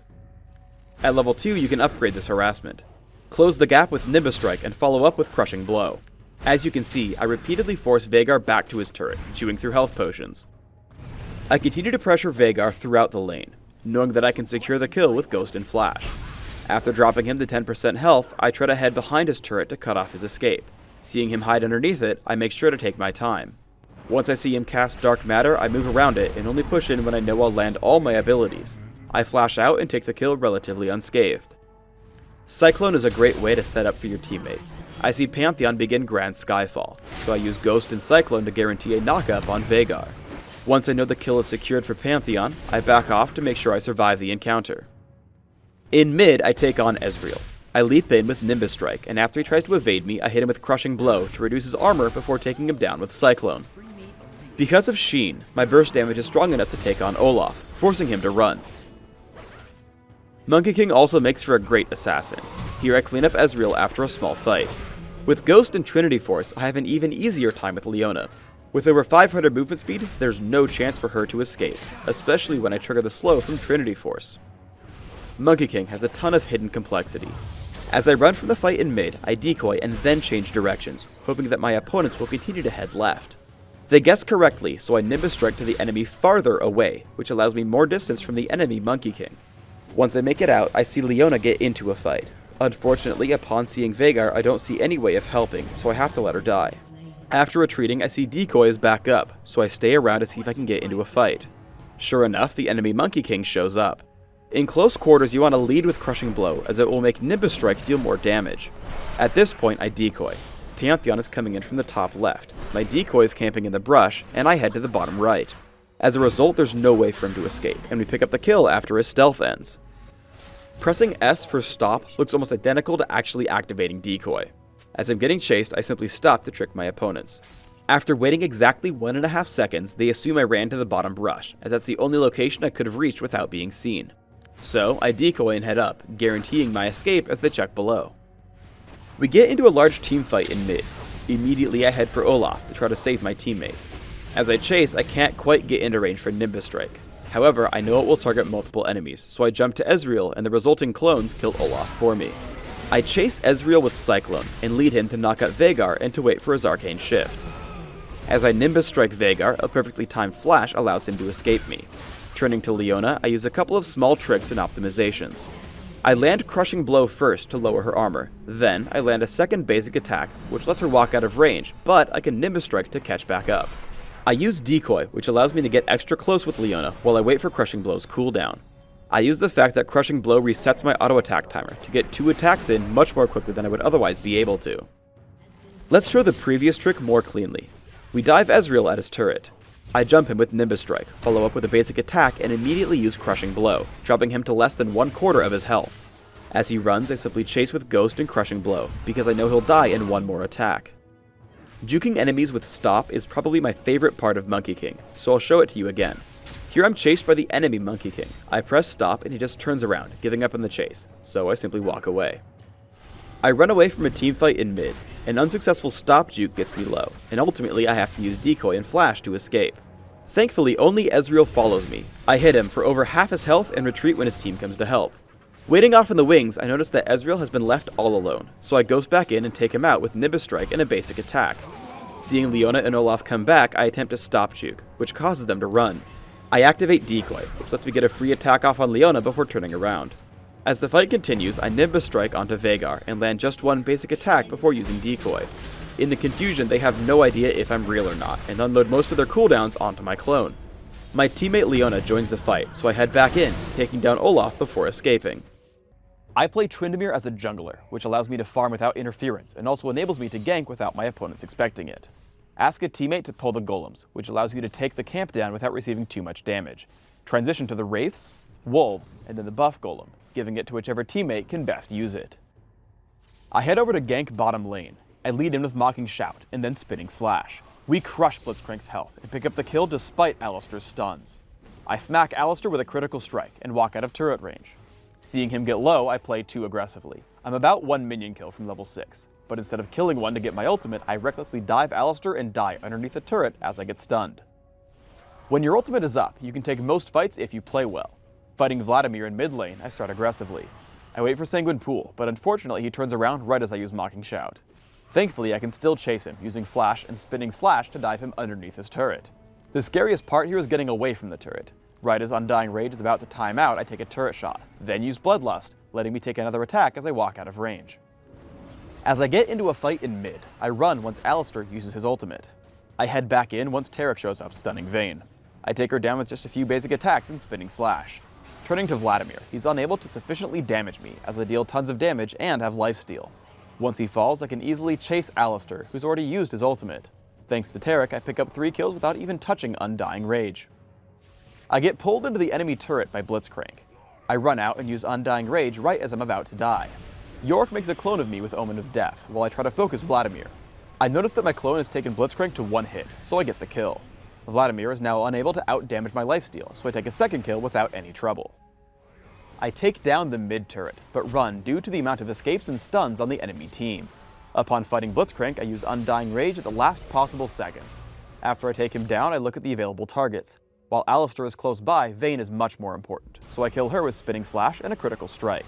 Undying Rage times out as I die, but I've been targeted by Yorick's Omen of Death, so in my short second life, I dive on a Tristana, picking up the kill before expiring. We get into a fight in the enemy jungle. Blitzcrank appears to be an easy target, so I go for him first. Unfortunately, his team shows up and he flashes out. Still healthy, I turn to Vladimir. I get him low, but his team shoves me into the wall. I turn on Undying Rage and chase him down with Spinning Slash. At this point, I should run up and around the wolf camp, flanking Blitzcrank, Tristana, and Vayne. Instead, I make the mistake of diving back down through Alistar, dying to Pulverize. Basically, always be aware that Tryndamere can disengage and get back into the action pretty frequently. Don't lock yourself into only thinking about attacking straight forward. One advantage of Tryndamere's extremely high damage output is that you can take down Baron Nashor very quickly. When attempting Baron, always note that he will physically attack the single closest target, so make sure at least one teammate is closer to Baron than you are, otherwise you'll lose half your damage output. Upon spotting Vayne, I Spinning Slash just to get into range for Mocking Shout. The extreme slow allows us to catch up, and she turns around knowing that her escape is impossible. We keep chasing even though Alistar lands a great Pulverize. I'm able to tag Tristana with Mocking Shout and chase with Spinning Slash. After the kill, I Spinning Slash out of turret range because it's attacking me. I use Undying Rage at the last possible second, turning to kill Blitzcrank with the help of my team. Thankfully, I get just out of range of Alistar when he tries to jump me. I turn around to kill him with a critical strike before leaving the base. Tryndamere is extremely position reliant. Diving headfirst into Vayne gets me shoved around and makes me use Undying Rage before even dealing any damage. Thankfully, I am able to use Spinning Slash and Flash to take out Tristana, but if I had taken any other angle of attack at the beginning, I'd have survived this fight. I managed to separate Vladimir from the rest of his team and dive relentlessly to pick up the kill. However, I make a huge mistake in using Undying Rage well before I'm about to die. At no point do I actually drop below 1 health during its duration. As a result, Blitzcrank and Tristana clean me up, even though I could have killed at least one of them very easily. The single most important thing to do as Tryndamere is to dodge disruptive tanks. Here I know a teamfight will start, and I use Spinning Slash and Flash to jump over Alistar, heading straight for Vayne. Oracle's Elixir allows me to take her down despite her invisibility. As I chase Vladimir, I note the duration on my ultimate. Hemoplague would certainly have killed me, so I retreat to find another opening. I turn onto Blitzcrank and kill him quickly. At the start of the game, always check to see if you want to push. check the scoreboard to see if they have a jungler, and use Clairvoyance to see where he's starting. One great Clairvoyance spot is right here. It lets you see champions setting up for the Golem, Wolves, or the brush to the right. Spotting a Kayle, I walk up and pull her into my team with Rocket Grab, picking up first blood. At level 2, try to play aggressively in lane. I don't want to Rocket Grab right away, because I need Alistar's attacks for damage output. Instead, I walk up for Power Fist, and then Rocket Grab after. I actually used Rocket Grab too soon, because we don't kill him until after we all flash. But we still pick up the kill thanks to teamwork and good ability use. Warding the brush in your lane can be extremely powerful. Here Teemo ducks in for what he thinks will be a safe place to harass, but now that I know where he is, I land a Rocket Grab. I knock him up with Power Fist and chase with Overdrive once he flashes away. Because Overdrive lasts much longer than Move Quick, I know it can keep up a continued chase and land another Power Fist to pick up the kill. Be patient when using Rocket Grab. I see a fight in mid and chase with Overdrive. I prepare to hit an opponent with Rocket Grab, but I'm not sure if I'm in range. Because of my extra movement speed, Brand is afraid to turn straight down. Instead, he heads to the backside of his turret, which means he has no room to juke. This is the perfect opportunity to use Rocket Grab. I hit him, immediately land Power Fist, and on the way down activate Static Field. He basically has no chance to react and goes from full HP to death. In bottom lane we push down a turret and start chasing a Kayle toward her base. I flash to ensure I land Rocket Grab, which keeps her out of Twilight Shroud. Static Field and Power Fist keep her from retreating, while Alistar knocks her around. I run from Nocturne because I know he can kill me, but when he attacks Alistar, I turn back to disrupt his chase. Because of my cooldown reduction through runes, masteries, and items, I'm able to knock up Nocturne twice, letting Alistar live with just a sliver of health.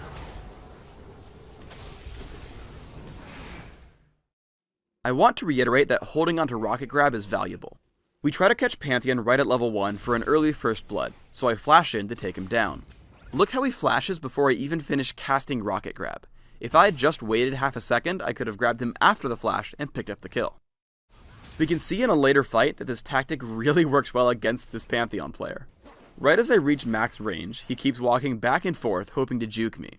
Instead, I just walk farther and farther forward, landing the Rocket Grab even despite his flash. I see Pantheon and Wukong present themselves, so I grab one and unload, forcing him out of the fight. I make the mistake of trying to chase him, which gets me caught by everyone else. I knock up Master Yi and keep running, but as soon as Shen lands Shadow Dash, I know I can get the kill, so I Rocket Grab into Power Fist, taking him down. As Kennen chases me, I try to catch him around the corner with Power Fist, but my team picks up the kill anyway. Disruption is huge on Blitzcrank. I get into a team fight late, but my position allows me to Rocket Grab Pantheon away from the battle, locking him up for about half of it. I run in and pop Static Field because it will hit literally every member on the enemy team. Sure enough, we clean up 3 kills in a row. In another team fight, I go for a Rocket Grab while standing on one of Teemo's mushrooms. I probably could have gone for Pantheon, so it was a mistake to grab Galio. Thankfully, he does waste his ultimate, so the fight continues. Immediately, I head over to the most important target, Pantheon. I interrupt Heartseeker Strike with Power Fist, and lock him up with another Power Fist into Rocket Grab. Note that I don't activate Static Field. If you're only fighting a single target, you do more damage by letting it passively hurt targets for you. Only activate it if you need a burst of damage at the end. I play Shaco as an attack damage focused jungler on Summoner's Rift. Taking a point in Jack-in-the-Box while buying cloth armor and 5 health potions, I rush across the map to set up Jack-in-the-Boxes for my jungle route. Remember that boxes have a fairly long lifespan in stealth, so set up a bunch of them in preparation for the jungle spawns. Stay tuned for the end of the video for the full jungle pattern. Shaco also excels at stealing the enemy's buffs. Many junglers start by killing the ancient golem, which respawns 5 minutes after it's killed. Typically this means it will respawn about 7 minutes into the game. As a result, I plant a Jack-in-the-Box and pull the golem over.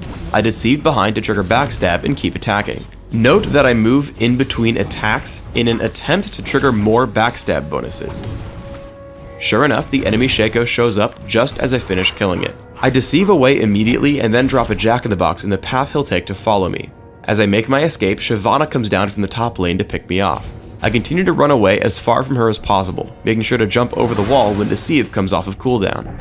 She follows me, so I try to hide underneath my turret, again dropping a Jack-in-the-Box to block her chase. The enemy Shaco finally makes his way in, so I toss a Shiv at him, He gets feared by my Jack-in-the-Box, and then Jax picks up the kill. Now Shyvana tries to return for the kill, so I deceive to dodge Flame Breath, and then toss in another Shiv when I know she's going down. Thanks to Shaco's elusiveness, I steal the Golem and draw 2 enemy champions into their deaths. Upon buying Madrid's Razors and reaching level 6, you can easily solo the dragon. To do this, first use Hallucinate. Attack the dragon with yourself, and pull your clone behind it to start gaining backstab bonus damage. Once the dragon is about halfway dead, deceive in place. The invisibility will cause the dragon to switch to your Hallucinate cloak. Continue attacking it and then use Smite to grab the kill. Shaco has a ton of ganking potential throughout the mid game because he's so slippery. I see Graves fighting near the top lane, so I deceive over the wall and lay a trap in the brush. He flashes away, saving him from the fear of Jack-in-the-Box, but I keep chasing. Boots of mobility kick in, and I catch up with Deceive and a critical strike in his back for the kill. Before retreating back up, I stop and set my Hallucinate clone in first, so it tanks all the damage of the turret. Cho'Gath excels at soloing the top lane, using teleport to get him back into lane or into teamfights. However, lacking Ghost or Flash can make you gankable without smart play. Udyr comes to gank from the river, so I head to the brush, attempting to juke. By baiting Udyr into the brush as well, I land a blind rupture and immediately turn to run away. While Teemo's exhaust slows me, boots of speed and movement speed quintessences allow me to outrun Udyr. As he retreats, I turn to fight Teemo, landing Feral Scream, Exhaust, and a basic attack. Again, I retreat and recall back to base. However, I notice that Malzahar is coming to gank, so I immediately teleport back to the lane and push the minions to his turret. Teleport also allows you to help teammates across the map. Here I see Poppy and Udyr try to gank Ashe and Soraka, so I teleport onto a nearby minion. As a result, Udyr and Poppy immediately flee, but Exhaust allows me to easily land Rupture, chasing Udyr to his turret. Unfortunately, I'm unable to deal quite enough damage and he survives my feast with 45 health remaining. However, by pushing these champions back to their base, we're able to kill the dragon with ease. In a team fight in mid lane, I try to focus high priority squishy targets. I exhaust Teemo and push forward, taking on Rise with Feral Scream and Feast. As he runs with Quicksilver Sash, I continue chasing, as my significant movement speed through Force of Nature, Runes, and Masteries allow me to chase down Rise, taking him down with basic attacks, Vorpal Spikes, and another Feral Scream. I want to ignore tanks like Leona, but once I see Udyr and Teemo are retreating, I turn, landing Rupture in the Fog of War. I see she's heading to the wall in order to flash away, but Feral Scream buys enough time for Soraka and Malzahar to land their own silences and take her down once she flashes over the wall. Remember that you are your team's tank. Here in the mid lane, I lead in to absorb both of Leona's initiating moves. As a result, no one is able to stop us from destroying Rise with Feast on top of my team's damage output. Once Udyr comes out from my exhaust, I prioritize him as the most disruptive target on the enemy team, tagging him with Rupture and Feral Scream. Unable to hurt my allies, he tries to run away, but I lead in with Rupture, preventing his escape and taking a win in the fight. The worst habit you can have as Cho'Gath is chasing a target for too long. We open up a fight in the jungle, dropping Udyr to half health and killing Teemo. I tag Udyr with Feast and cause him to run. However, instead of heading back to disrupt Rise and Leona, I chase Udyr, who gets away. As a result, most of my team dies before I can make it back to the fight. Sometimes you need to play more defensively, protecting your team instead of assassinating enemies. I lead Poppy with Rupture, but Ashe stops her with Enchanted Crystal Arrow. I stay on Udyr, as he will deal tons of damage to our Ashe with his Trinity Force. Feast sets up Ashe for a free kill, and I look around, seeing Leona extremely low on health. I take her down as she pushes onto my team, and look for targets again. As Rise runs away, I turn around for Poppy, and then to Teemo once she runs away. Once the enemy team all gets extremely low, I can take on the role of carry. I look to force as many opponents as possible back to their base so that we can take down the inhibitor. Note 2 things. First, I start Powerball early. Because the movement speed bonus increases over time, the later you show up while still hitting the damage and slow, the better. Second, I make sure to come in behind Gragas. This means that his retreat is through me, and I'm able to land Puncturing Taunt even after he flashes. I turn on Defensive Ball Curl immediately after taunting, dealing a little extra damage and mitigating the turret counterattack. It's important to note that attempting to clear major buffs without Smite ready is just asking for trouble. While you can get away with it if your opponents aren't paying attention, the crafty Gragas steals the Golem buff thanks to Explosive Cask and a ward. The same gank rules apply at any stage in the game. I wait in the wings until I see Gragas return to lane. I open with Powerball and get behind him, forcing him to collide with me with Body Slam. Puncturing Taunt pulls him back in after flash, and I edge forward to tank the turret for Vladimir with defensive ball curl. Gragas dies again despite a heroic attempt to push us away with explosive cask. When invading the enemy jungle, always have your team sit in the brush. As Caitlyn walks up to their golem, she only sees Soraka.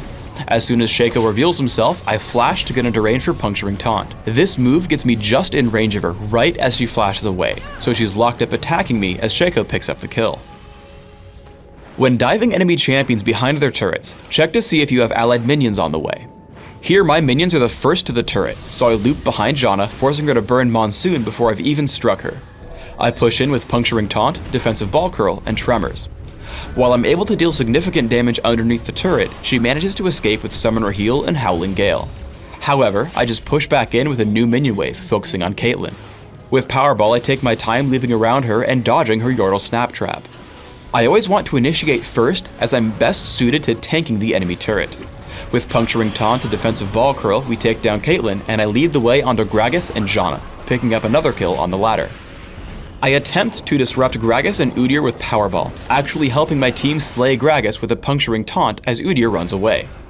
I attempt to chase with Powerball, forcing him to burn Flash to escape behind his minions.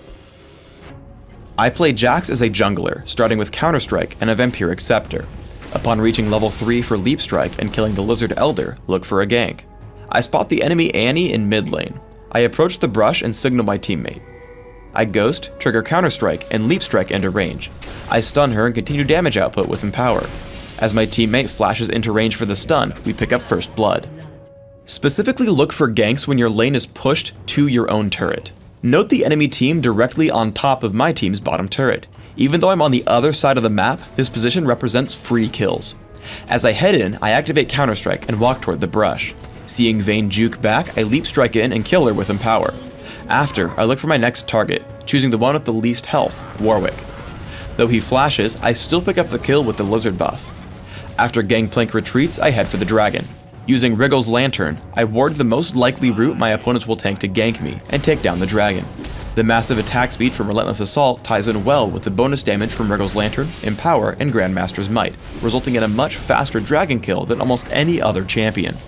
When fighting one-on-one, take special care to preserve both Leap Strike and Counter Strike, as they're your only tools for catching up to running opponents.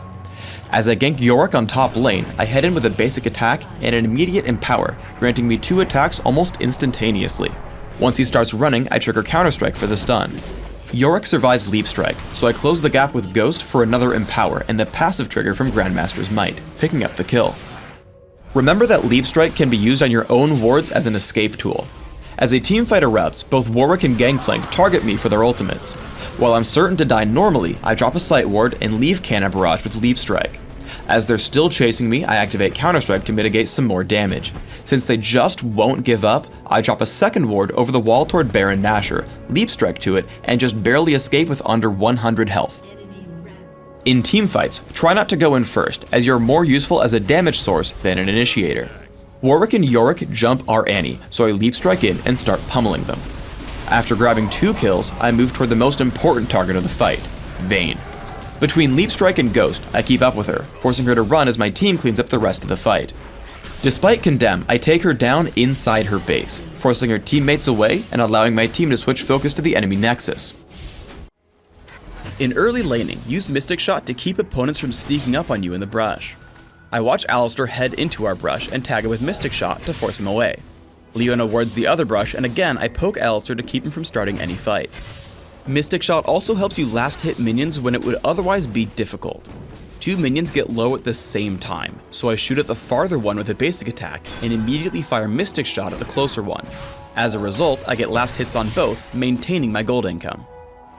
After hitting level 6, it's often a good idea to clear out the minion wave with True Shot Barrage and recall for items. I wait for the minions to get out from under the enemy turret, line up, and hit everything with True Shot Barrage. It's important that you pay close attention after. All the minions will be very low and the gold could be stolen by your own minions. Basic attacks and Mystic Shots pick up the kills, and I head to the brush to recall. Once you have Sheen, chaining Essence Flux into a basic attack gives you a nice burst of damage in lane. The attack speed slow combined with a support from Lulu keep me alive as I escape back to my turret. Knowing Vayne will dive me, I unload all my abilities as fast as possible, bursting her down. As Blitzcrank lands Rocket Grab, I create some distance before picking up the second kill with Mystic Shot. Constantly land basic attacks alongside your abilities. I hit Alistar and stay as far away as possible while still hitting him. Once Ashe closes into range, I open with True Shot Barrage and follow up with another Essence Flux and basic attacks. Once she gets low enough, I kill her with Arcane Shift and start chasing Alistar. I wait until the turret focuses Leona, then flash into range of Alistar and take him down for a double kill. Though you can use Arcane Shift to chase down kills, be careful that you don't give up your only escape move. I see what I think will be a couple of easy kills on Blitzcrank and Vayne. However, after I use Arcane Shift for damage, I get pulled in by Darius and get taken down almost immediately. In teamfights, it's extremely important that you stay safe and out of danger. As long as you're able to keep attacking, you can eventually kill the entire enemy team. We attempt to chase down onto Vayne, but notice Renekton coming in from the side. I pull back and switch to Renekton, which keeps me safe from the rest of the enemy team underneath me. I maintain a safe position as Renekton runs, while Vayne makes the mistake of running too far toward the fight. As a result, Vayne drops immediately while I'm still able to attack. I constantly fire off my skills and toss Ignite onto Renekton as he runs away. Now that Blitzcrank and Varus are the only champions left, I stand my ground, killing Blitzcrank and finally diving Varus with Arcane Shift and Flash for the final kill. In the early game, Twitch should always look for aggressive openings, stacking Deadly Venom and triggering Expunge. As Alistar locks up Morgana, a few basic attacks into Expunge forces her to flash out and heal. By maxing Expunge immediately and holding onto Venom Cask, Twitch can deal a surprising amount of burst damage. Evelynn gets spotted exiting the brush, so Twitch stacks Deadly Venom with Venom Cask and basic attacks, taking her down almost immediately with Expunge. With Ambush and clever positioning, Twitch can sneak up on enemies in his own lane. Here, Twitch heads behind the cliff and triggers Ambush, walking back out once invisible. Twitch uses the movement speed boost to get on top of Morgana before the stealth wears out, slowing her with Venom Cask. Landing basic attacks in between brief movements, Twitch picks up an easy kill. For Twitch, the best defense is a good offense. After spotting Orianna, Twitch hits Ambush, hoping to pick up an easy kill. As she turns around, Venom Cask with basic attacks quickly adds stacks of Deadly Venom. As she runs, Spray and Pray allows Twitch to stay in range, picking up the kill with Expunge. Once Morgana arrives, Twitch has to run, but can't escape Xin Zhao without killing him. Retreating from Morgana in between basic attacks, Twitch picks up a double kill with low health remaining. One of Twitch's worst enemies is the Vision Ward, which will reveal him during ambush. If you're having trouble dealing with Twitch sneaking up on you, try placing Vision Wards in highly trafficked areas. As the game progresses, you can get the jump on enemies who farm lanes alone by waiting in the brush and hitting ambush when they get close. Morgana's Sight Ward only spots Alistar, so she overextends for an easy kill. Venom Cask and basic attacks quickly stack Deadly Venom, allowing Twitch to expunge for great damage and another kill. One quick trick with ambush is to activate it immediately before recalling. Twitch will continue to stealth while beginning the recall, becoming fully invisible while he returns to base. Just make sure ambush will last long enough to cover the full recall duration. Spray and Pray with proper positioning is Twitch's best friend in larger fights. After Xin Zhao jumps on Twitch, he flashes over the wall and hits Spray and Pray, dealing incredible damage against the two stunned enemies and enabling a double kill. Be careful when dealing with enemies who have the ability to chase you or stop you from escaping. While Twitch slows the enemy team with Venom Cask and heavily damages them with Spray and Pray, the combination of knockups, slows, and stuns keeps Twitch from making an escape. Twitch's #1 goal is to survive and focus on immediate threats first, allowing Spray and Pray to drop squishier foes behind his primary target. Escaping with Flash and Ambush, Twitch turns to Renekton, and then Evelynn as she dies. After killing the assassin, Twitch has free reign to take down his foes from afar, picking up a triple kill to end the battle. In early laning, you should have 3 goals. First, last hit as many minions as possible. Normally, you should do this with basic attacks, but if a minion is out of reach, use Bouncing Blades. Second, harass your opponent. The mark for Bouncing Blades plus Shunpo deals some nice early damage. Third, you want to dodge your opponent's damage with Shunpo. As Gragas tosses out Barrel Roll, Katarina hops onto him with Shunpo, taking 0 damage and returning some of her own. Katarina's combined damage and elusiveness is exceptional, even with just the use of basic abilities. Here as Gragas and Maokai look to gank her, Katarina first creates some distance with the movement speed from Sinister Steel. Then as Maokai chases her down, she flashes over the wall, jumps to Gragas with Shunpo, and gets farther away with Sinister Steel again. As Maokai dives in, Katarina makes sure to land Ignite, Bouncing Blades, and a basic attack to trigger the mark for bonus damage. Deciding to try her luck against Gragas with under 100 health, she dodges Body Slam with Shunpo, hits Sinister Steel, and picks up the kill with Bouncing Blades.